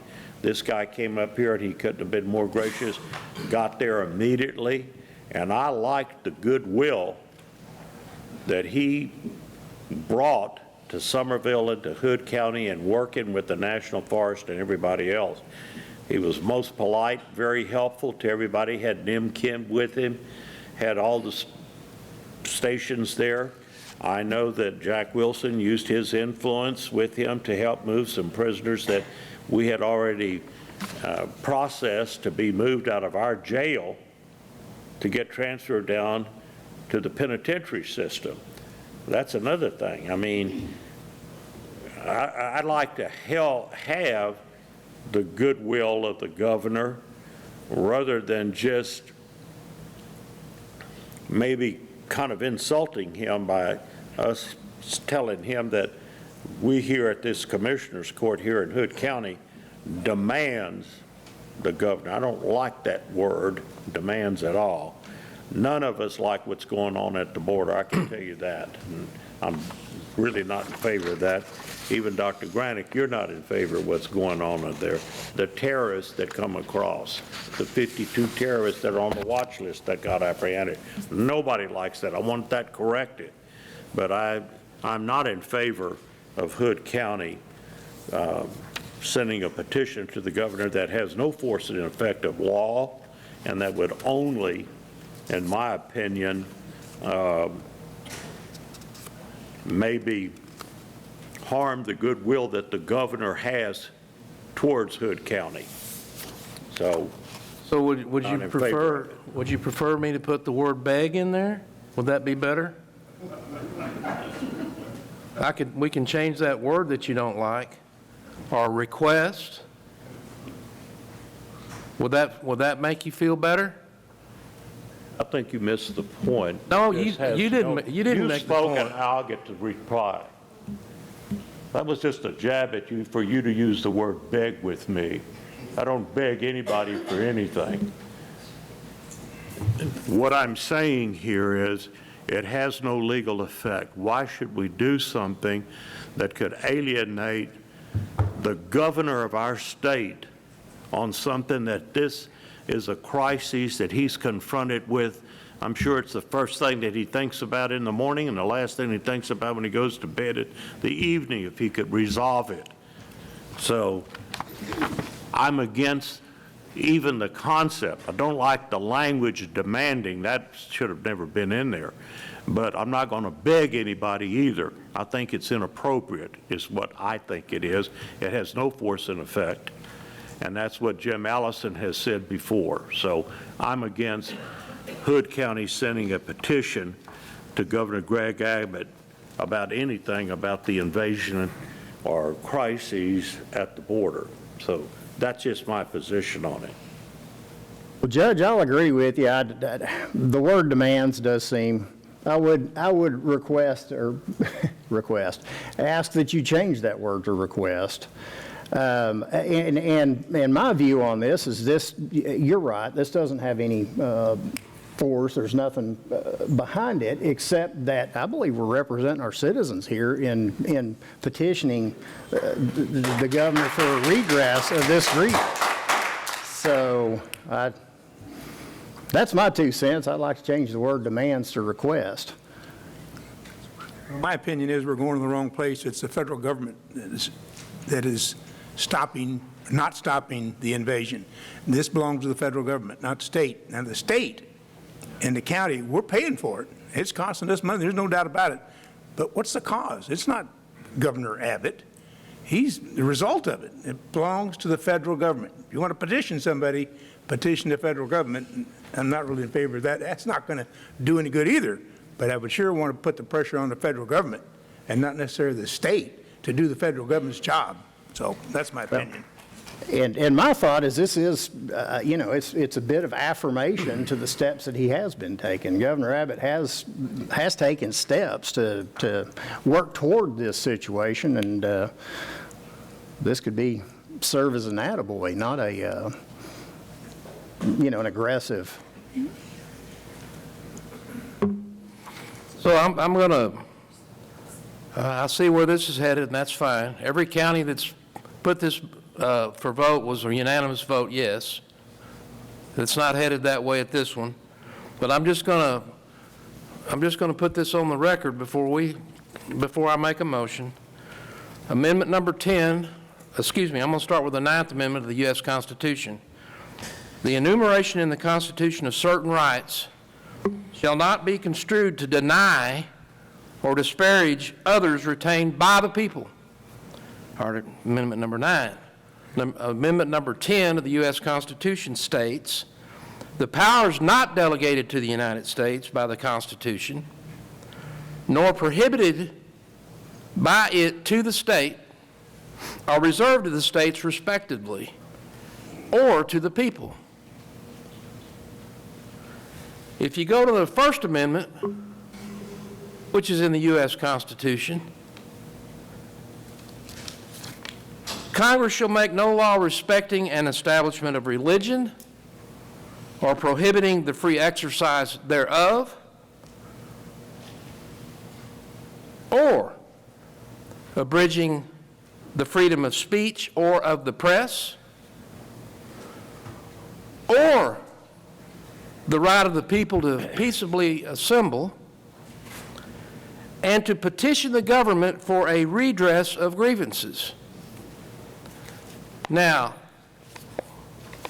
this is, yes, this has no legal effect. I agree with that. And our Democrat running for county clerk over here thinks we're wasting our time talking about the Constitution of the United States and of Texas and the rights of the people who live in this state, live in this county, and are in his room right now.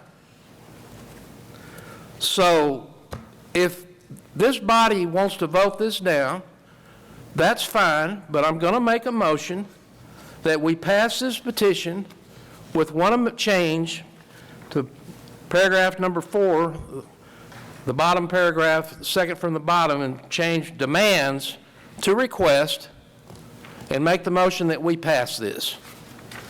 I'll second that. Well, there's another demand in paragraph 3 where it says, this petition does hereby demand that the governor of Texas, Commander-in-Chief, declare the existence of an invasion.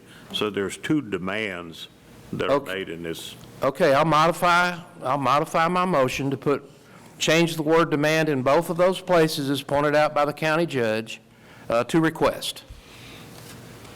Second that. And then the motion stands. Okay. Motion been made by Commissioner Eagle to pass the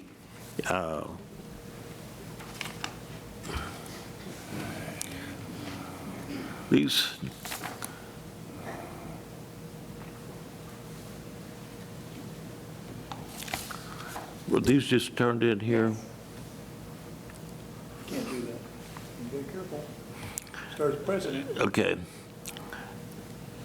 This item was already, we have 2 people that wanted to speak on this resolution here, but we had already called and it's already been discussed, so these are late. We've already made a ruling that once an item was called, that one of them doesn't say how they're going to vote one way or another, but once after you've called something, that's why I always announce here that if you're going to speak on an agenda item, be sure to fill it out, turn it to the sheriff, let the sheriff give it to Katie Lang, and then Katie Lang will hand it up here to me, and at the appropriate time I will announce it. So these 2 are late and they will not be considered.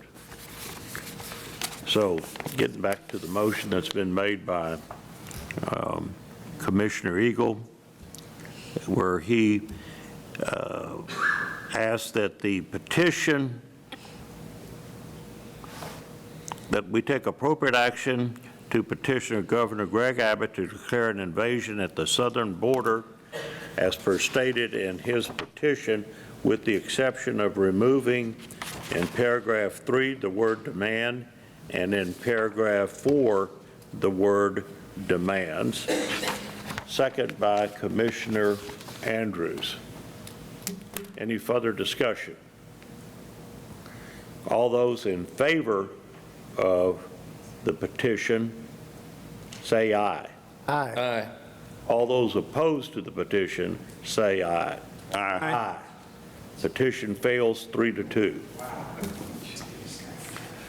Okay, this now brings us to 16, and this is discuss and take appropriate action to adopt a resolution for the funding of a memorial for Hood County residents killed in action from World War I, World War II, the Korean War, the Vietnam War, and the global war on terror, as per the attached letter from Attorney Randall Johnson.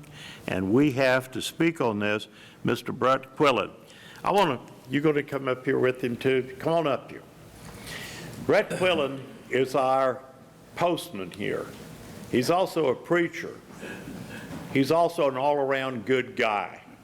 Thank you, And sir. this was his idea to come up here, and you have spoken with me many times. Come up here and introduce yourself, too, because this, come on, because she was with you all the way in Berry Park. My name's Kathy Castro. I'm president of our local Blue Star Mothers chapter, as well as a DAR member. Very proud to be that, as well as a transport for our animal control. And yes, I'm active in the community, and I'm glad to be here with Brett Quillen today because this is a very, very important topic we're going to discuss. Well, I wanted her to tell us all her stuff because she's a very good patriot, too. But this idea, when Brett Quillen first brought it up to me, was just fabulous, and I was all on board for that from day one, and I think everybody in the community is going to be all on board for this. So, Brett, go ahead and explain to you what you've got, and I've got the letter here someplace that you've got it there, so let's explain what we've got. So Kathy is also a veteran of the United States Navy. So I do thank her for her service there. So on a very positive note, Judge Massengale, commissioners of the court, I thank you for allowing me to have this time.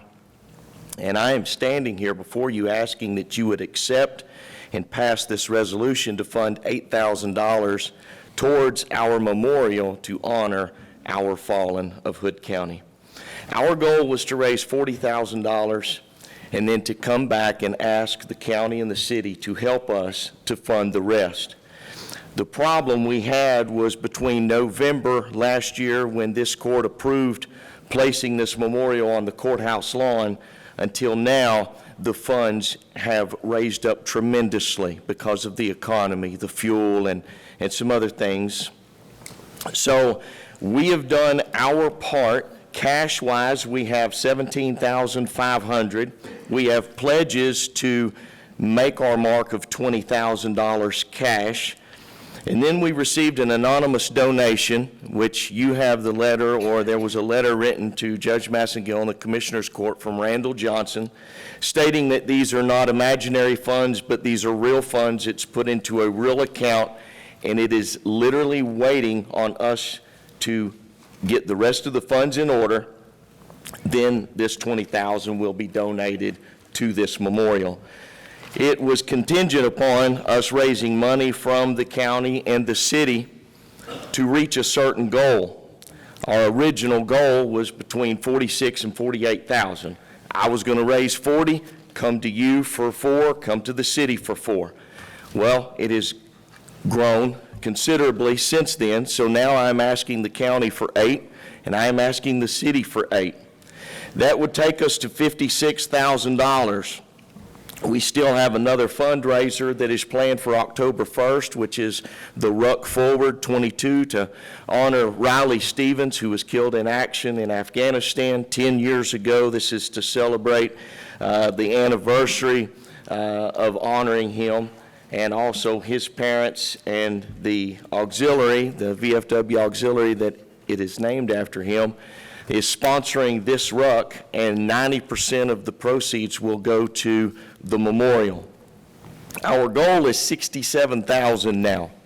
Like I said, it went up a lot, but it's also because the families that have been interviewed and talked with over this last year, they want it to be American made. They want us to get our granite from here, from the United States. And Georgia stone, Georgia granite, is more expensive than going to China or going to other countries. So I want to honor them, honor the families, and I want to have it from America. So having said all of this, I am asking you to pass this resolution. I will then go to the city, get $8,000 from the city. We'll be at $56,000. Trying to get all of this done before December 15th. That's what the letter says. If we can raise the funds by December 15th and get this paid for, then we'll get the $20,000 donation, which will help us to complete this cost. By saying yes today, you will also not only solidify the ability for us to gather these funds together, but you will put your stamp of approval and your seal of approval on this project, which will help us. Unfortunately, there have been some projects to raise money in this county before that they didn't have the ability to follow through, and it has made some people a little cautious about donating money to a 501c3 organization with a veterans cause. But we have the ability to finish. And what this memorial will do for the families of those of the fallen is priceless. You can't put a price on that. So I'm just asking the court to consider this $8,000 for us for this memorial. It's very good. Let me read, can I just briefly take a moment here to read this letter? This is from the law firm Harris, Finley, and Bogle from Fort Worth. That says, Dear Judge Massengill, I represent a Hood County resident, the donor, who has agreed to provide a portion of the funding for the monument on a challenge basis. This letter is submitted for consideration by you and the other members of the Hood County Commissioners Court as you consider the request by HCFV to erect the monument. It is the donor's understanding that the cost of the monument would be approximately $56,000. By letter dated July 26, 2022, the donor and HCFV agree that the donor would give $20,000, the gift, as Brett just said, towards the construction of the monument on the terms and conditions specified in the agreement. The gift will be made on the following terms and conditions. Number one, the gift will be made anonymously by the donor to HCFV, Inc. Number two, the gift is to be used by HCFV solely for the purpose of erecting the monument. And three, the gift will be paid in full on or before December the 31st, 2022, provided the HCFV has provided verification that it has accumulated $36,000 in funding no later than December the 15th of 2022. This agreement is a binding obligation of the donor. The donor is truly excited about this project. The consideration of the request of HCFV by you and other members of the Hood County Commissioners Court is appreciated.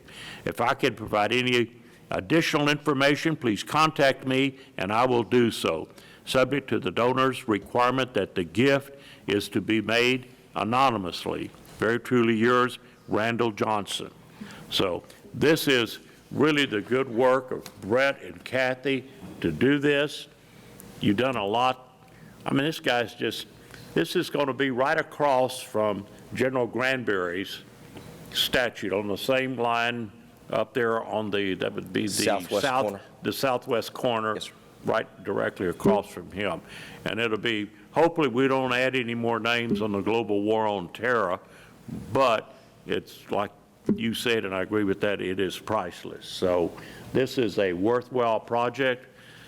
I mean, for $8,000, it's well worth it, isn't it? I mean, let's honor our fallen dead from Hood County. So this is really a worthwhile project, and I am all for that. So do I hear an appropriate motion? Can I ask the, Becky, where would we get this $8,000? Oh. I have some line accounts I can utilize. Okay. This is a one-time payment? Yes, ma'am. Okay. Just making sure. Yes, that's one good thing about our organization is we're doing one thing. We're building this memorial, and it is just for the fallen, and then that is it. I'm not going to come every year asking for more money. So, yes, this is done. Once we pay for it, it's over with. Hood County, born or raised? Hood County all the way. Yes, these are all heroes from this community. Okay. Judge, I'll make the motion then to adopt a resolution for the funding of a memorial for Hood County residents killed in action from World War I, World War II, and the Korean War, the Vietnam War, and the global war on terror per the attached letter from Randall Johnson. And it's an $8,000, right? Yes, sir. Okay. And we need to have it. Bring me an invoice, sir. Please bring me an invoice. Yes, ma'am. I will do that. Okay, and we will do that. Do I have a second? Second. Okay. Second by, the resolution is second by Made by Commissioner Cotton, second by Commissioner Wilson. Any further discussion? All those in favor, say aye. Aye. All those opposed? Unanimous. Thank you very much. Thank you all very Thank you all much. enough. This Thank you. started a long time ago when you first came up to, what, was it last year? I It guess was, yes, sir. Yeah, it was. Last year. Well, these two are two can-do people right here, I have Kathy. something to say about this gentleman. I didn't. I would like to thank Brett Quillen, if y'all don't know him, for his leadership in our community. He's not only an Army veteran, but a pastor and a postal carrier here in Granbury. So he, Our postal carrier. okay. And when I met him, I just knew that he was genuine, and we need to stand by his side. Yeah, I agree with that. This is something we all need to be a part of, and this is a community-built memorial. Everyone contributes to this. Perfect. And I would like to see all of you participate in the 22K and 5K Ruck Forward at Riley Stevens, the VFW, on October 1st. I will be handing out water for all of y'all. Okay. 5K Ruck Walk. You can walk 40 miles. 10 years Easy, ago, right? Our KIA, his name will be on the memorial, Riley Stevens. So that's Hey. why we combined the Ruck and the memorial together. It's going to be really awesome. Does everybody here understand when these two come into my office that I just lock the door and just listen and then say yes? It's all good. See, thank you both. You're both heroes. Okay. All right. Item number 17, this is another worthwhile project. This is number 17, discuss and consider for approval the use of the first and second floor of the historic courthouse, excluding offices, for research and investigation of the paranormal, parentheses RIP, to host a special charity event on Saturday, October the 22nd, 2022, benefiting Reboot Recovery Veteran Suicide Awareness. So I would like up here, this is Greg Stevens, John's not here today. John is had to he? go to an emergency But session. Perry Parker's here, and you brought two other ladies. Two here. other, Tammy Love and Marcy. I've met Tammy before, haven't I? Met both of y'all before, I think, haven't Yes. I? Yes, I have. Yes. Okay. This is Greg Stevens. Greg, tell us about this project. Right, I'm a 26-year Army vet, retired first sergeant, and I run a paranormal group. I've been doing this for quite some time. I've used my platform to help veteran suicide awareness, local law enforcement, and first responders. I've done it around the square for probably about the last 12 years, done most of the paranormal hunts around there. All of our charity hunts go toward veteran suicide awareness and local law enforcement. And we're bringing in TV personality ghost hunters. And with that, I also bring in tourism to Granbury with people coming in from Boston, Massachusetts, Indiana, Washington State as well. So we never done the courthouse. Nobody's ever done the courthouse. And I like the fact that we have to come here before you guys to do that, because you don't want just every local ghost hunting team coming in and run, because I love history. I love to try to preserve history, especially historic buildings and squares and stuff like that, with the respect that it deserves. So that's what we want to do this time, is actually access to the court, first and second floors only, no office buildings or anything like that inside. And I will have absolutely nothing but respect for it. As a first sergeant, everything I do with that is all run with good order and discipline. So. Okay. Come on up here and you tell me something, Perry Parker, here about tell us about what your administration cost and how much money y'all take for your fees, yours and Greg's fees and everything. We take $0. $0. We volunteer all of our time. In fact, we usually come out of pocket on stuff, but that's our way of giving back to the community. Commissioners, you understand that we love this community just like you do. Right. And we have no administration fees. Greg has never taken a cent, not in 12 years. Okay, and so what y'all plan on doing is, so that everybody understands, is going up to the courthouse, and I'll make arrangements with the sheriff to have, it's from 7 PM to 11:30 PM on that Saturday, October the 22nd. That's what we discussed, right? Yes, sir. And y'all going to sell tickets, and you being a marketer, they're only going to be $99.99 a piece, right?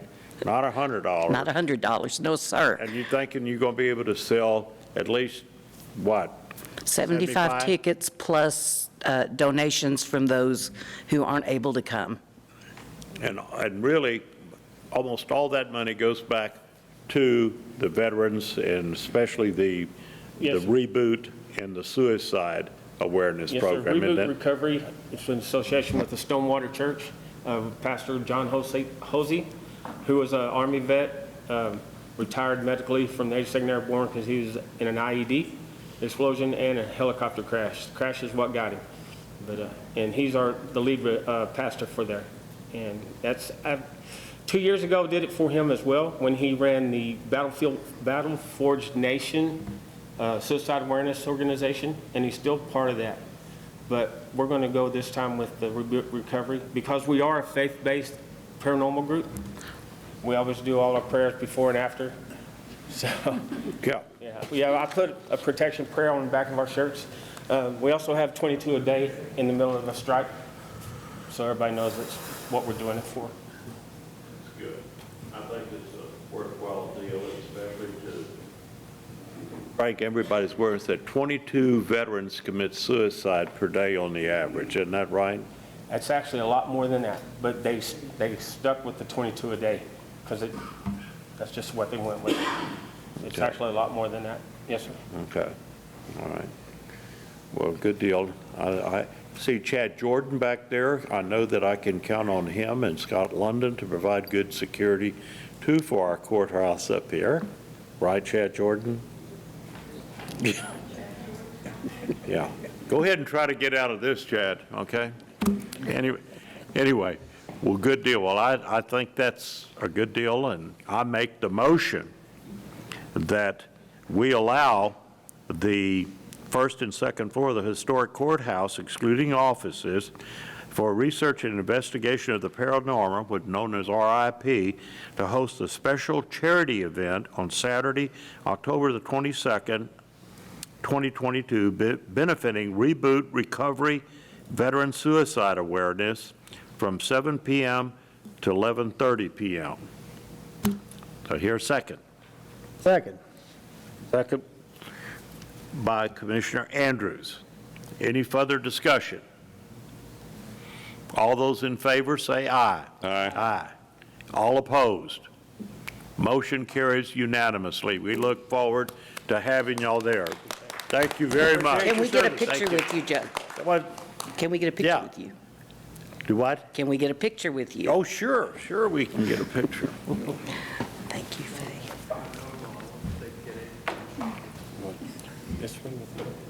Well,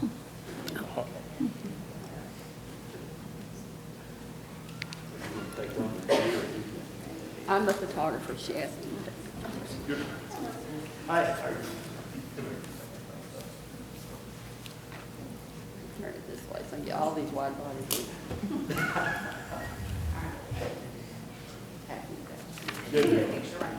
All right. Good.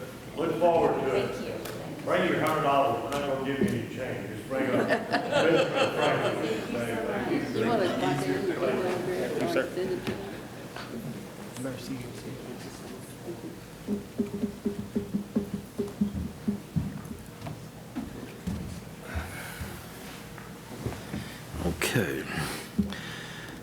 Okay, item number 18, discuss and take appropriate action regarding payment due to Tyler Technologies for software work done for the district clerk. Ms. Tona Hitt. Good morning, or is it afternoon? Feels like afternoon. Okay, still good morning. Checking. I have been holding the invoices for Tyler Technologies since April because the services have not been completed in my office on what they were charging me for. And Ms. Kidd has asked me to turn in my money and write checks to pay these 2 invoices, and I've been a little bit hesitant to do that because it hasn't been completed yet. But also, she had asked me to write the checks out of my checking accounts in my office, which I have never done that in the 32 years I've been here. But she said, no, go ahead and do it. So I've written the checks out, and I reluctantly give those checks to the auditor or to do it because the services haven't been completed yet. However, I did have Greg Wallace and Clint Griggs both in my office, and they assure me that they will get it corrected for me. It's all my e-file fees that are not straightened out yet. So whenever they first, Senate Bill 41 was passed, I was at a conference in Lampasas. I got up and walked out and called Tyler Technologies immediately to get on the list to be one of the first people that they actually came and did our fees for us in the Tyler Technologies system. And they started probably a month or so after I called, but they still are not complete. So I'm a little reluctant on paying it, and I'm real reluctant on paying it out of my checking account in my office. I've never written a check out of there to pay a bill, period. So just wanted y'all to be aware that I have written the 2 checks, but the service isn't complete, and I've never done this before. I'm writing checks out of my checking account. It's not funds. These are designated funds that are in there to caseload in my office. It's not to pay bills with. So I kind of need a little bit of guidance on what to do. So how would that normally? Normally, any bills I get from, say, Tyler Technology, I turn it over to the auditor's office to purchasing to pay the bills. These are not bills that I can pay out of my 2 checking accounts in my office. That money is designated for other things. And I know Ms. Kidd said there's $146,000 or something in that account right now. Well, I went back and researched that, and there's 5 $50,000 bonds in there on one civil case in our courtroom, and it has not settled yet. So in your special account, you have $200,000 in bonds? Yes. That's impossible, Tillman, because the balance is $167,000. And if you Well, treasurer's payment out, partially. please let me finish. If you Okay, get your mic over, Williams. We got to get this on tape. No, we don't, really. I really wanted to resolve this. I know, but Your balance is 167. If you average out your ending balance for this year, it's $167,000. If you take an average of the payment that you pay the treasurer for the prior month, when you pay the subsequent month, that brings it down to 100 and, let's say, 130. Exactly. So there's $130,000 ending balance. There's no way you could have $200,000 in there. And I didn't finish that. Those bonds fluctuate. I have to pay them, and then they will have to deposit more. It's not give all the bonds out at one time. It's how the case is going and who drops out of the case and who comes back into the case. But it's not county funds to be used. They are all going to different, I mean, this one is actually one case that you can track pretty easy. I went in there just a few minutes ago to make sure, because I started questioning myself, but that's exactly what it is. What kind of bonds are they? In a civil case, just putting it up for. And they're dollar per dollar? They're dollar for dollar? Mm-hmm. Yeah. In the case, it's been going on for a year, year and a half, so. This work was done solely for your office. We did not budget that in any capacity.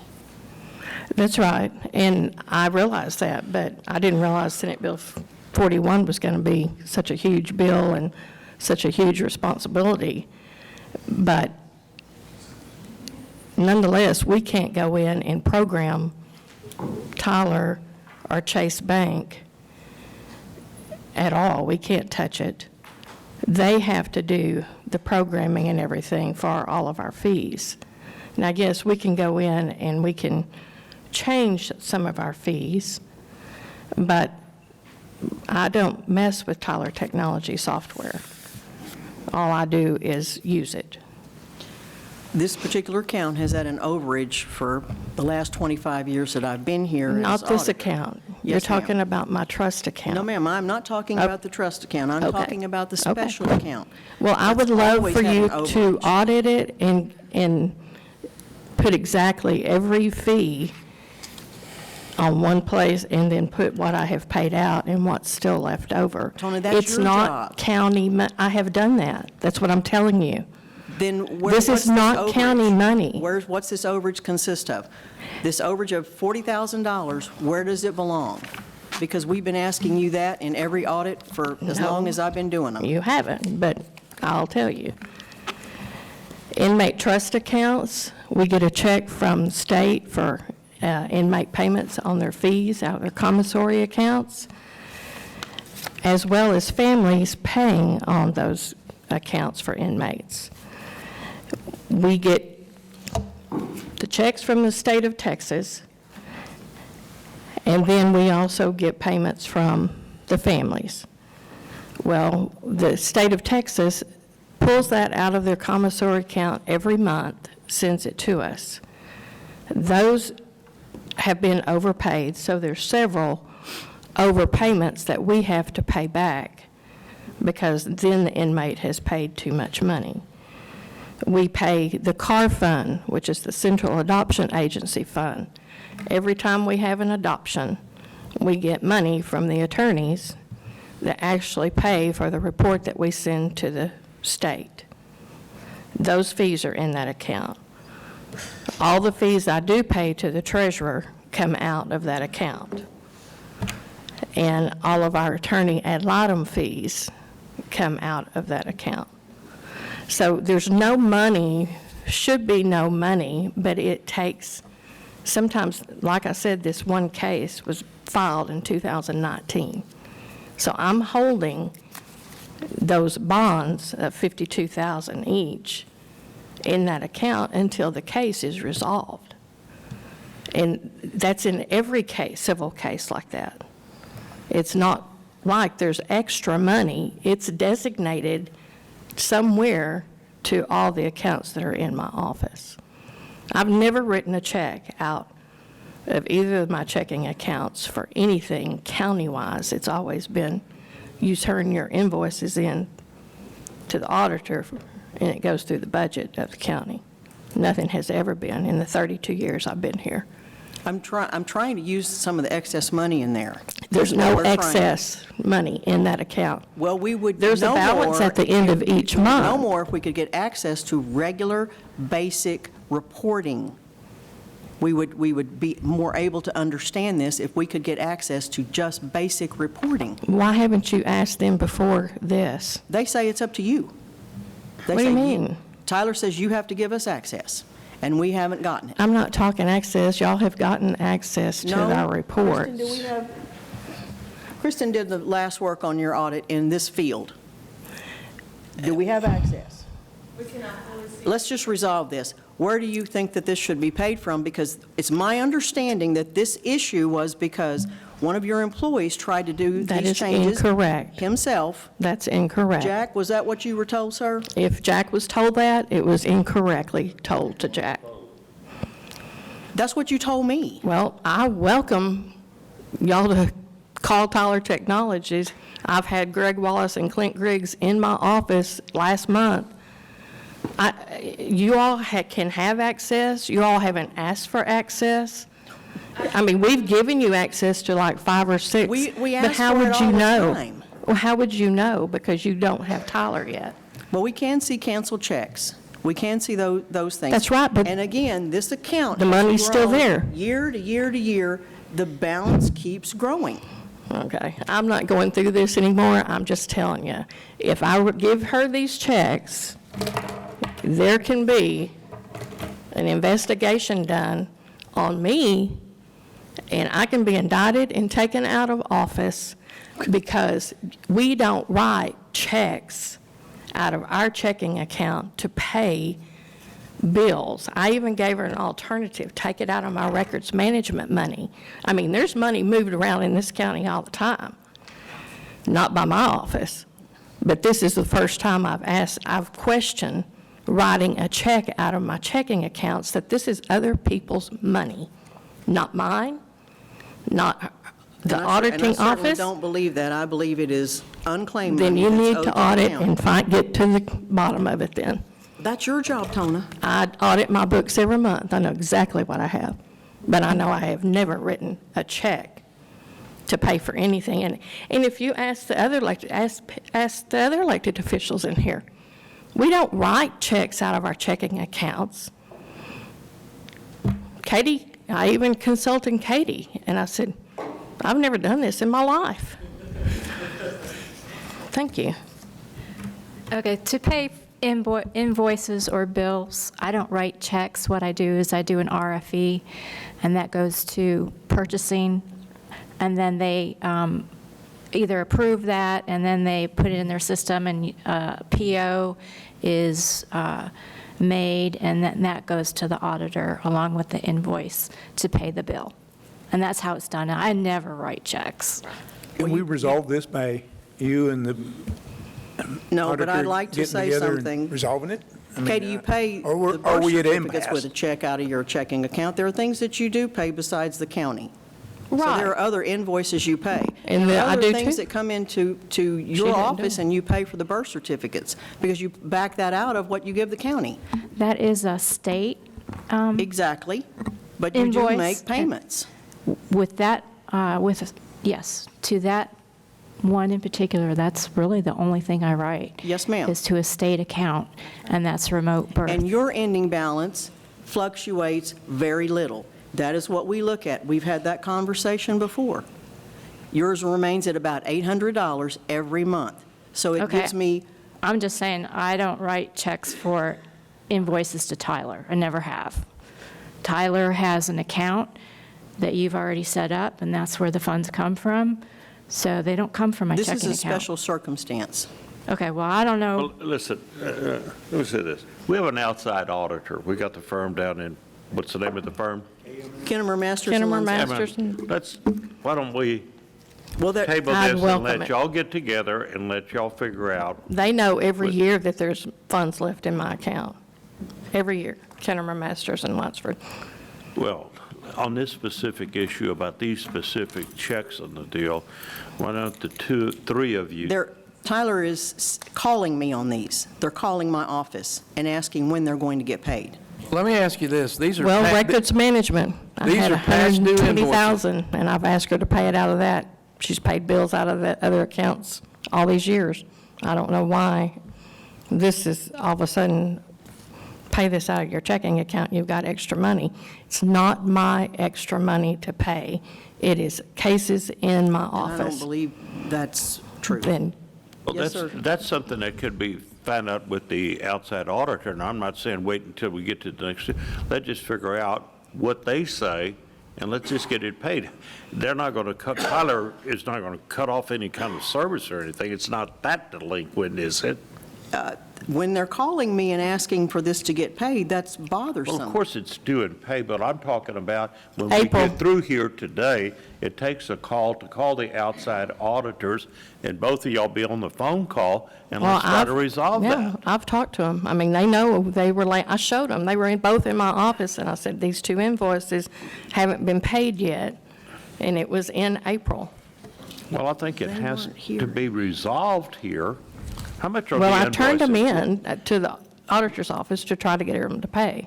What's the And two she said total? there wasn't any money. And Tony, you said you were going to pay him. You said you were going to mail him a check. That's what you told No, me. you asked me to mail them a check, and I thought, wait a minute, I can't mail checks. This is ridiculous. It is, very.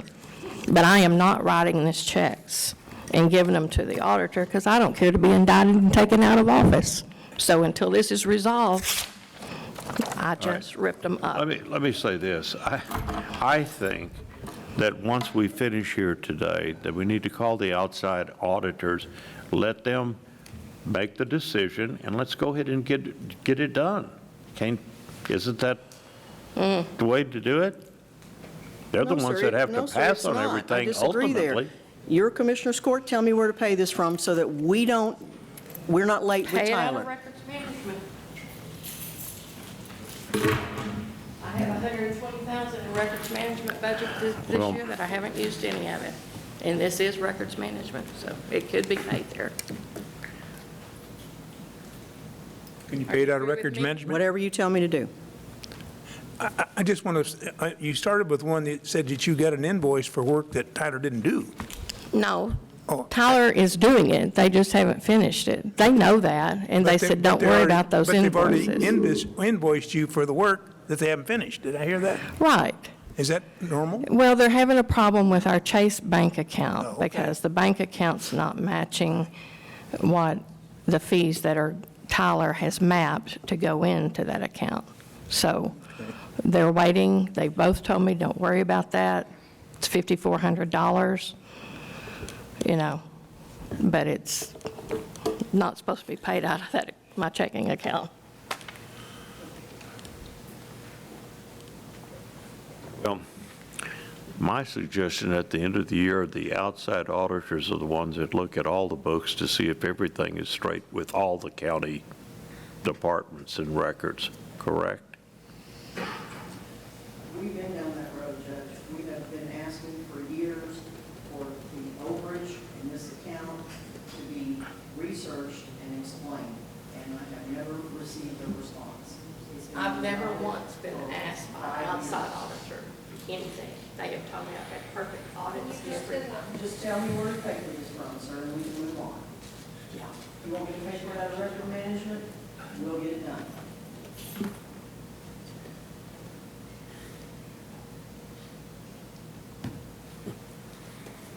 I would like to get Tyler paid, because this, according to them, the phone call I received from them, this work has been completed, and they would like their money. Well, do I hear a motion? Pay the bill. Pay the bill. Out of what force? Out of records management? I don't do that. Just pay the bill. If we're doing an invoice from a legitimate company, it needs to be paid. Yes, sir. Me personally expect the auditor to figure out how to pay it. It's a bill that the county owes. Becky, I don't know that I can tell you what account to pay it out of. You want to have a suggestion, Zameron? Yeah, I'd take a suggestion.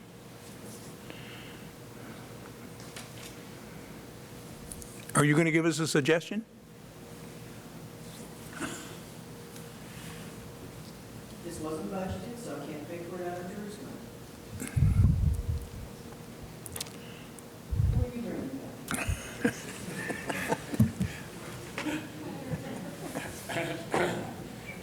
Drew has $600 in your budget?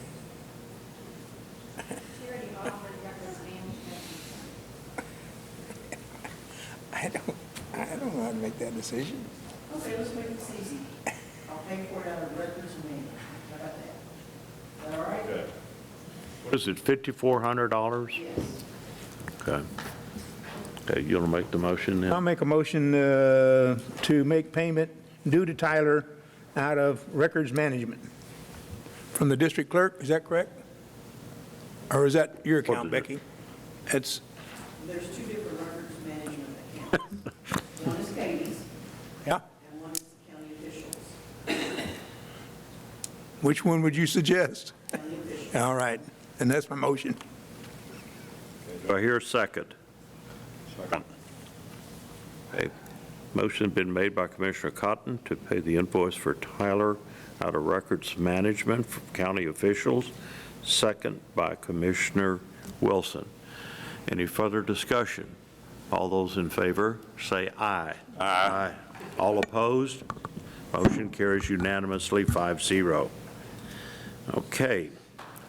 Item number 19, take appropriate action to hold a public hearing for the proposed tax rate of either .329164 or .331129 per $100 valuation. County Auditor. Judge, is there anyone wanting to speak on this? Yes, we do. Okay. Would you let them We go have ahead and speak, Nanette sir? Samuelson.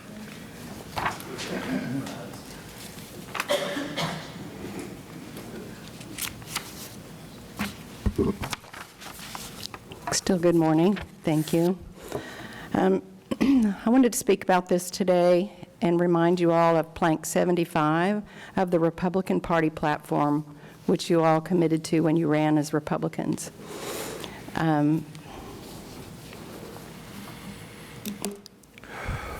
Okay. So Plank 75, the Republican Party of Texas platform, states, "We believe in the principles of constitutionally limited government based on federalist principles. To this end, we encourage our elected officials at all levels of government to work to reverse the current trend of expanding government and the growing tax and debt burdens placed on we the people. Government spending is out of control at the federal, state, and local levels, and action is needed to reduce spending and therefore taxation at all levels." Again, this is in the Republican platform that you all committed to when you ran as Republicans. As elected officials in the Republican Party, I call on you to fulfill your commitment to the platform you signed to uphold. The voters who elected you expect a strong stance on limited government and fiscal responsibilities, values of the Republican Party.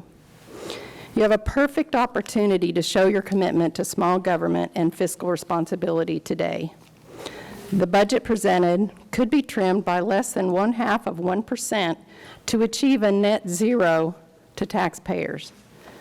There's over $300,000 in contingency, which Ms. Kidd stated on Friday is a healthy amount in contingency, along with 6 months of contingency in the fund balance that's been discussed here in the past of 6 months of contingency and fund balance. I don't know the total today. Maybe Ms. Kidd can tell us when she gets up how much is in the unallocated or unassigned fund balance. But there's also $2.4 million in capital outlay, as you've heard today, Fund 55 being used to pay for unexpected expenses. You may say on reducing the budget, it's just a few dollars. It may be just a few dollars to you, but those few dollars mean a lot to the individual taxpayers of Hood County. It sends a message that you understand and have compassion for the hardships and what the hardships the citizens are going through right now. On top of 2 years of lockdowns and mandates, job losses, business closures, and loss of family members, we are now suffering through the highest inflation in 40 years. To many of our taxpayers, that's their entire lifetime. They have never seen inflation like this in their entire life. 3 of you voted on a proposed tax rate of 0.329 at the last court. Will you keep your commitment and send a message to the taxpayers that you understand their struggles? Or will you raise it just because you can? I urge you to do the right thing, to keep your commitment at the 0.329 rate that Ms. Kidd stated publicly for the record on Friday that was a good rate and a good budget with a healthy amount in contingency. Thank you.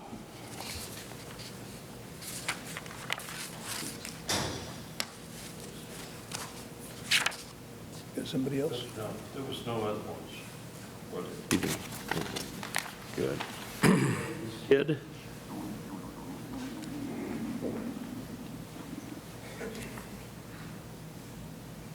So let's continue on with beating up the auditor today. I misspoke on Friday when I said 0.329. I was very tired Friday. It had been a long week. Numerous changes to the budget from people calling, from just visiting with you gentlemen. That's my mistake, and I own it. The budget that you had was based on the rate 331129. And I would like to talk about those two rates very quickly. If you go with a rate of .329164, the average taxpayer pays $1 more on a home that's valued at $304,327. If you go with that rate, the average homeowner on a $200,000 home would pay $658, which is a decrease of $183 over what they paid last year on their home. If you go with the rate .331129, the average homeowner would pay on a $304,327 home $7 more a year. On a $200,000 home, that rate is decreased to $662 or $179 less than the prior year. This is a very small amount. I'm here to do whatever you gentlemen want me to do. I have these forms. Whichever one you decide on, I have both of them for you.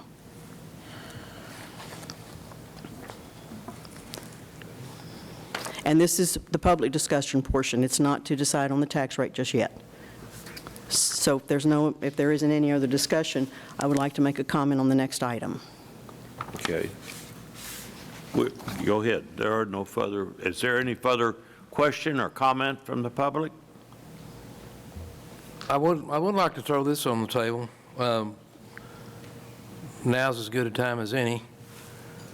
The city of Granbury voted on a tax rate recently that would be a net increase on the average resident of $325 over last year.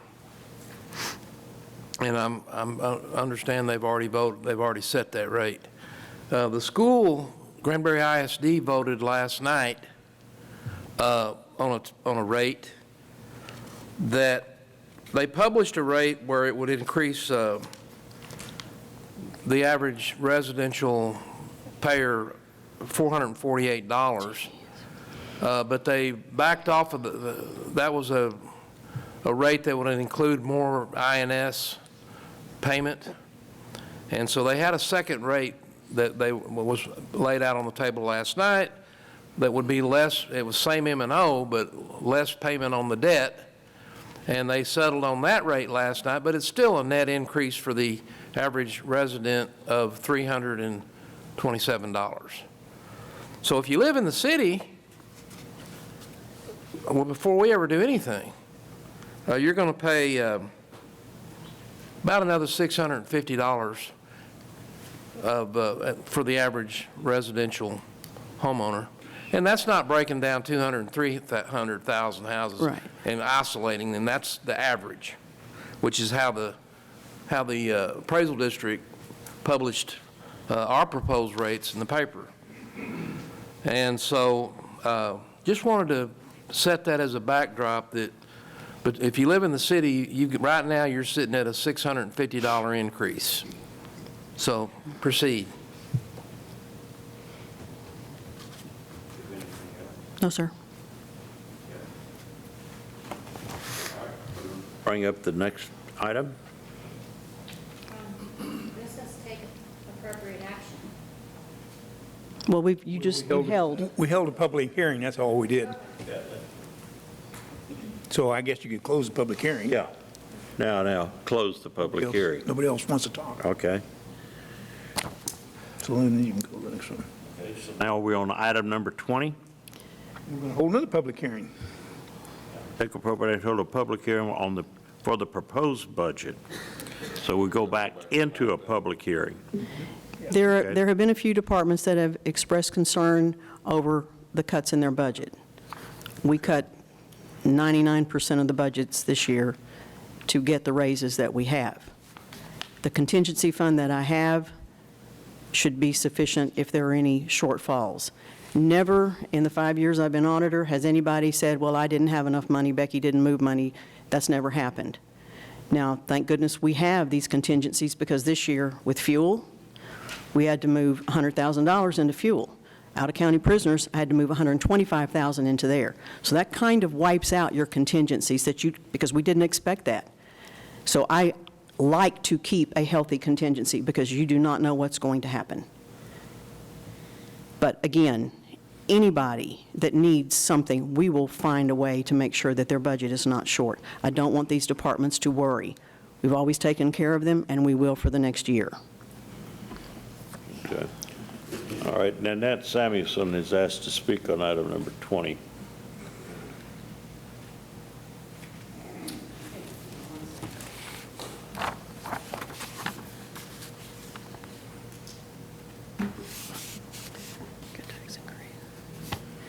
There is one salary that I wanted to talk about. Do we need to go into executive session regarding that, and when would you like to do that?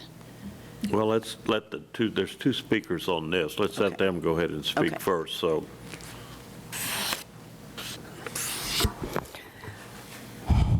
Good morning. Other than the comments that I've already made, just waiting to see if I had, thank you. I wanted to make one more comment. What did you say? I didn't get what you said. No, I was just waiting for you to make sure you were listening. It's good manners to listen to someone when or look at someone when they're speaking to you. So in correspondence with Ms. Kidd, I understand that. What did you say? I was just waiting for you to finish what you were doing so I could begin speaking. Other than the comments that I've already made, I want to make one more comment about the budget as a resident of Precinct 2 and the incoming commissioner. In correspondence with Ms. Kidd, I understand that 3 of the 5 of you could not agree to fund 50% of one administrative assistant out of Precinct 2 constable's budget to allow our constable to have a partial administrative assistant for his office. As you are aware, he currently does not have administrative support. He is relying on another constable's administrative assistant. This results in the residents of Precinct 2 subsidizing administrative support for all 3 of the other constables. The taxpayers in Precinct 2 pay the same tax rate as the taxpayers in Precinct 1, 3, and 4, yet do not receive the same level of county support for our constable's office. I would call this taxation without representation. A simple change to the budget without changing the head count or the total dollars would solve this. It's beyond logic to me why 3 of you could not agree to this simple change. The taxpayers of Precinct 2 deserve the same amount of support as the other 3 precincts. So that's my only comment. I know this has been going on for over a year or more, and I thought that we had a good solution to this by paying for the administrative assistant 50% out of Precinct 2 and 50% out of another precinct.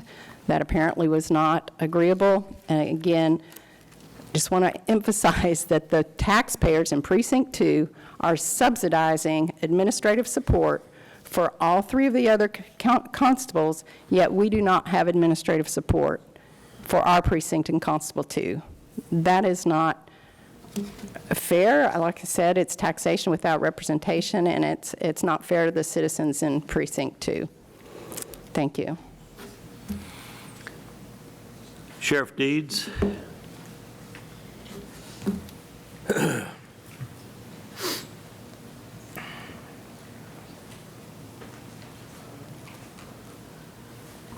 Thank you for allowing me to speak. I just wanted to say that I appreciate the hard work that you guys have done in trying to figure out the budget and with a limited amount of money.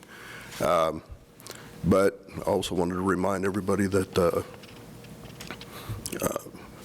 some of the counties to the north and east of us have raised their rate for how much they're going to pay deputies. They have openings. Johnson County got I don't remember how many openings, but they got some openings. So I'd hate to lose my people over to Johnson County or other counties that pay more. City of Granbury, we've always been told we can't compare to them, but I lose people to them, so just please do everything you can for us. Sorry about my voice. It's allergies, I guess. So thank you for your time. Thank you, Sheriff.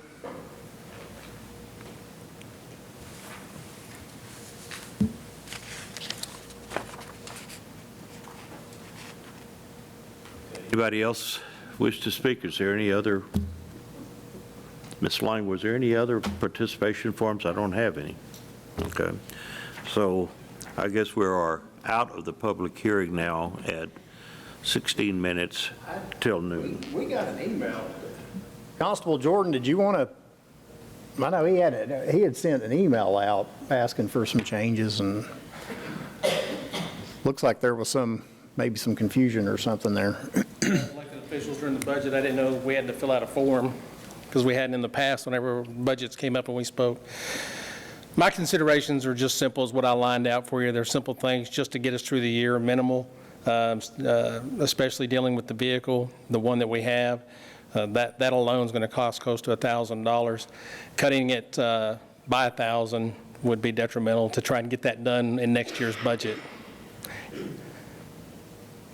And also I'm sorry? I think there's like $300 in there now or less. Do you have other line accounts that I can pull it from to help you now? I do not know. We'd have to look at that. Can we look at that? We'd have to look at that. I can try to find a way to help you right now and get that Possibly. fixed. We'll look at that. We can talk about that.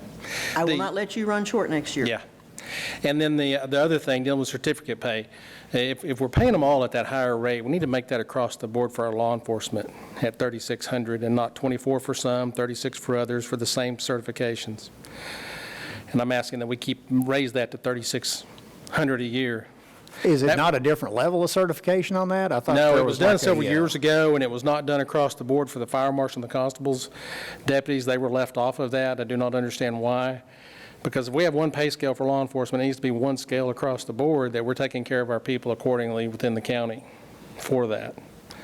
And then the other thing was the ammo, cutting our ammo budget in half. We spent every dime this year that we had, and we have one still on back order. And I would request that we not cut that in half, respectfully, on those items. And I can't remember my fourth one. Copier lease. My copier lease. So after the first year, if somebody does make a move back over to this building, he kind of helped us out this year, but just a loan on our copier, that's $260 a month every month, and $2,000 won't cover that for a year. Just simple math of paying the bills on those things to be accounted for. And I thank you for your time. And a certification pay on the thing, that's That's a Melissa question. It was done, I can tell you exactly what it is. Steve Smith brought it to change the sheriff's department only about 3 years ago, and it was changed for them and them alone and not across the board on law enforcement. That's correct. The court at that time chose to only address the sheriff's office certificate pay. Because that's all that was brought to them. Is the certification the same? Master peace officer, yes. I mean, the sheriffs have the same certification as the constables, do them? Same certification, but the pay is separated.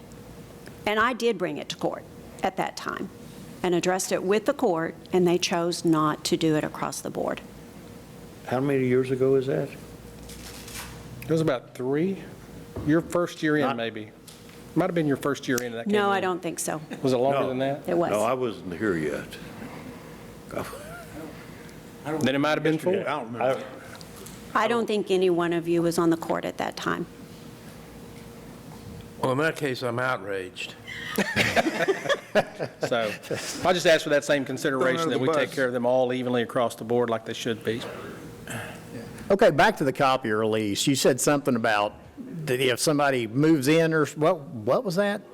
If per se, so this year, for the first time, we utilized Constable Shirley to help pay some of the copier lease. You're in here with us. Gotcha. How about you pay some of this instead of me footing the whole thing, so that helped out a little bit this year.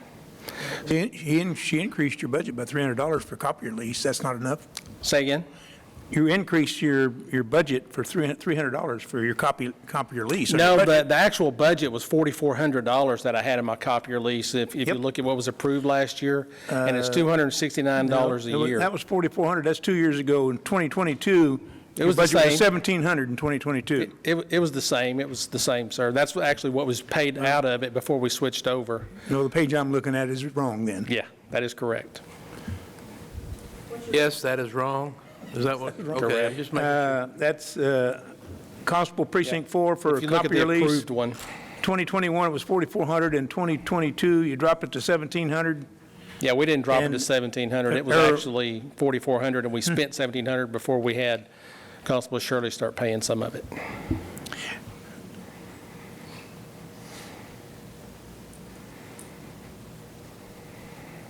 $2,000 budgeted in Constable Precinct 2 for copier. That is the same as that went up $50.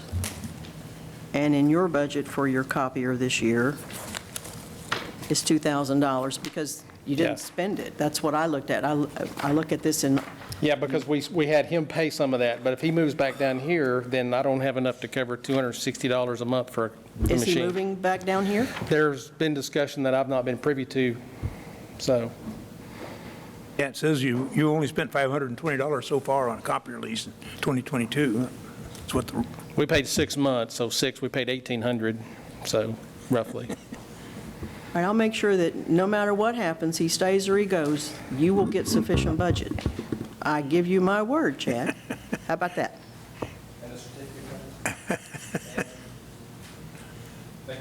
okay, thank you. That has to be court action. And then I can increase the budget. Okay. Any other questions, comments, or discussions about that? Or does that bring us now to item number 21, and the public hearing is now over Yeah, you closed the public hearing. at 10 minutes till 12.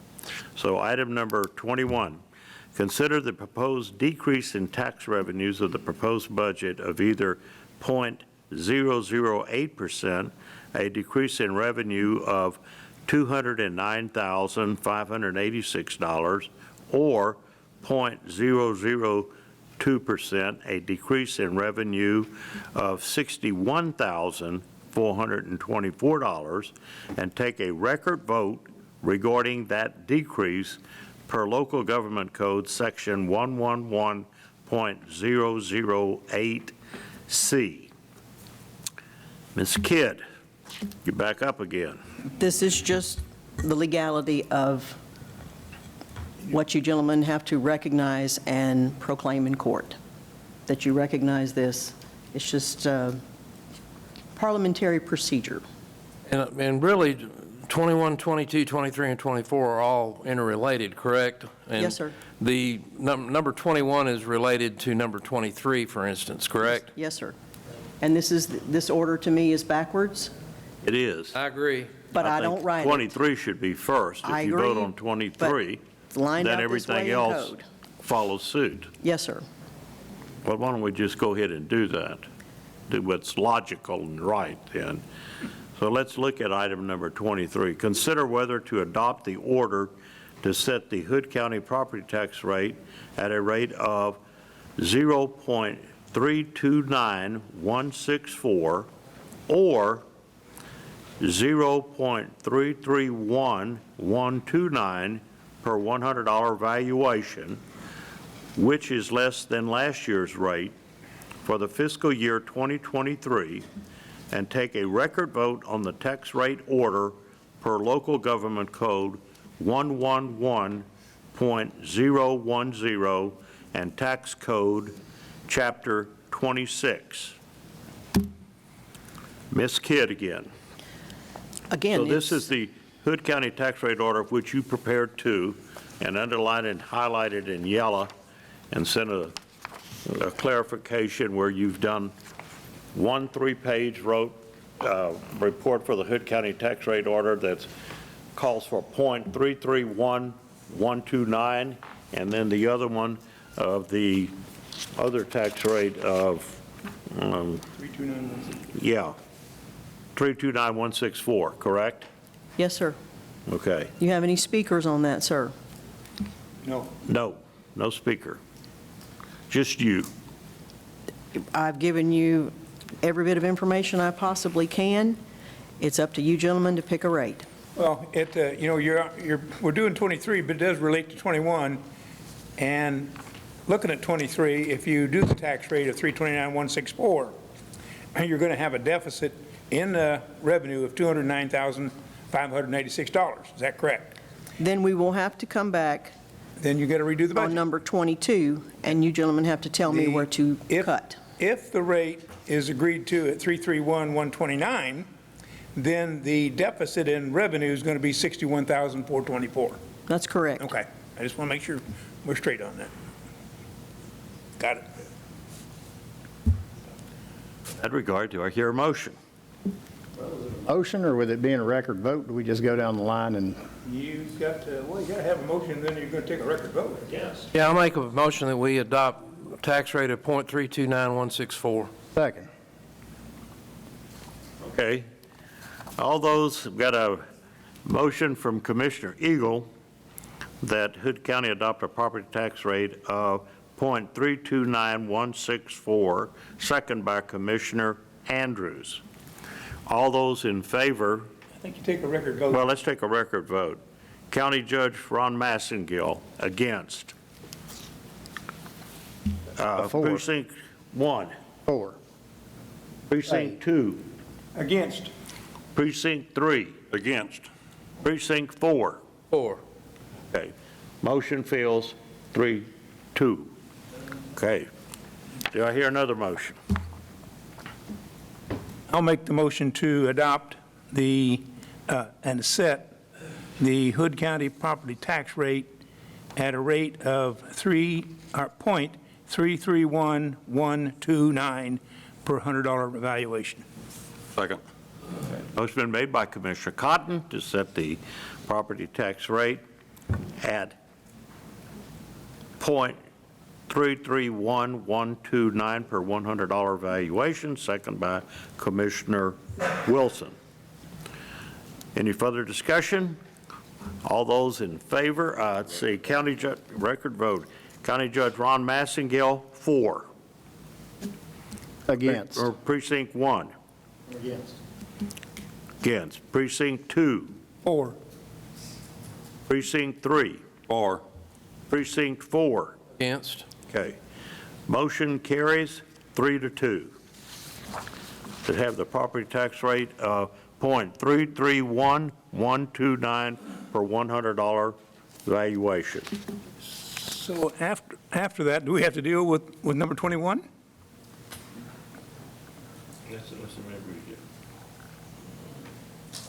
I don't think we do we? No. Well, that's inherent in that. Becky? I would for number 21 go back. And That shows the effect of this, correct? That's And we need to do an up and down vote on it. That's fine. Okay. So, I'll make the motion to propose a decrease in tax revenue of the proposed budget of 0.2%, a decrease in revenue of $61,424. I second it. Okay. County Judge Ron Massengill is for the .002% decrease in revenue of $61,424. Precinct 1? Against. Precinct 2? 4. Precinct 3? 4. Precinct 4? I'm going to say against, but I'm going to make this comment. It's a numerical calculation once the rate's done, but this is an idiotic vote in my opinion, but I'll still vote against it. Okay. Bring us to number 22. Let me read this.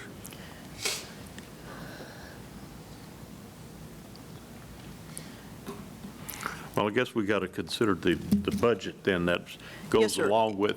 May I suggest we do number 14 and number 22? 22 won't take but a second. It's just one clarification on a salary that I don't want to discuss a salary. Okay. You're talking about going to executive session? Yes, sir, and while you're doing it, we could, 22 will be easy, 14 is one that you said you wanted to wait till the end, or we can go on to 23 and then clean these other two up. No, we already did 23. I'm sorry, 24, sorry. Wait a minute, don't do 24 Yeah, yet. 24 is the salary matrix. Don't do, and you set the salaries and setting salaries. That's why we have to discuss this one salary before we get to number 24. Okay. Sorry. I got one salary, and then we got the other executive session in 14. Yes, sir. Is that what you want to go into executive session? Yes, sir. Mine's going to be Which real will quick. affect 22. Yes, sir. Okay. All right, so at this time, at 2 minutes to high noon, we'll go into executive session. 7 minutes after 1, and we're back into Commissioner's Court from being in executive session. Do I hear an appropriate motion on item number 14? I move that we authorize purchasing and the county attorney to proceed, on the properties that was discussed in executive that are in precinct 1 and precinct 2. Second. A motion been made by Commissioner Cotton. Nope. Commissioner Wilson. At 2. Commissioner Wilson to authorize county attorney and purchasing agent to get with the two pieces of owners of the two pieces of properties located in precinct 1 and precinct 2, the odd goal of purchasing them. Second by Commissioner Andrews. Any further discussion? All those in favor say aye. Aye. All opposed? Motion carries 5-0. Okay, then the next deal. 22? Okay. Okay, so we have the changes as agreed. There were 3 changes that we have, you have those, Commissioner Cotton? Yeah, I'll make a motion to approve the 2023 budget as presented by the county auditor with 3 changes. One being to increase the salary in the JP1's office. No, Constable 1. Constable 1's office by $1,000. Contingent on additional duties. Condition, on Additional duties. conditional to putting on additional duties. Okay. That's number 1. Number 2 that I have is to increase the part-time salary in the district clerk's office from $6,000 to $18,000. Item number 3 that we need to change is to allow cert pay for all non-elected law enforcement officers that are full-time. Those, with those 3 exceptions. So you're wanting cert pay to be comparable to the sheriff's office? Sheriff's office Okay. for all law enforcement, full-time that are not elected. Unelected, full-time. Unelected, full-time. Okay. And with that, those changes, my motion is to. Well, I had one other thing that we couldn't talk about back there. Can we go ahead and put the $500 back in Constable Jordan's ammo budget? He had requested that specifically, and he spent that every year, so he asked if we could go ahead and include that. I think Becky promised him she'd get this. I did that, I put them all at $500 and nobody else. She said she'd take care of him, would not let him run into trouble, so it's going to stay, budget will stay the way it is. All right, all right. We did get his cert pay. It's been made by. Okay. And his copier, she's going to. Yeah, the copier thing, I think, has worked out, so. Copiers in it. Yeah, I hate copiers. It's a thing. Back to those three, with those three exceptions, then my motion is to approve the Second. 2023 budget. Okay. And second by Commissioner Wilson. Any further discussion? All those in favor? Well, we got to do a record vote on that, right? probably. Record vote. Okay. County Judge Ron Massengill, 4. Commissioner Precinct 1. 4. Commissioner Precinct 2. 4. Commissioner Precinct 3. 4. Commissioner Precinct 4. And of course, against. So, motion passes 4-1. Any other, did that take care of everything? That salary matrix? Huh? And I will add to on my vote that it's only because the budget as presented does not comport with the 329164 budget tax rate. That's it.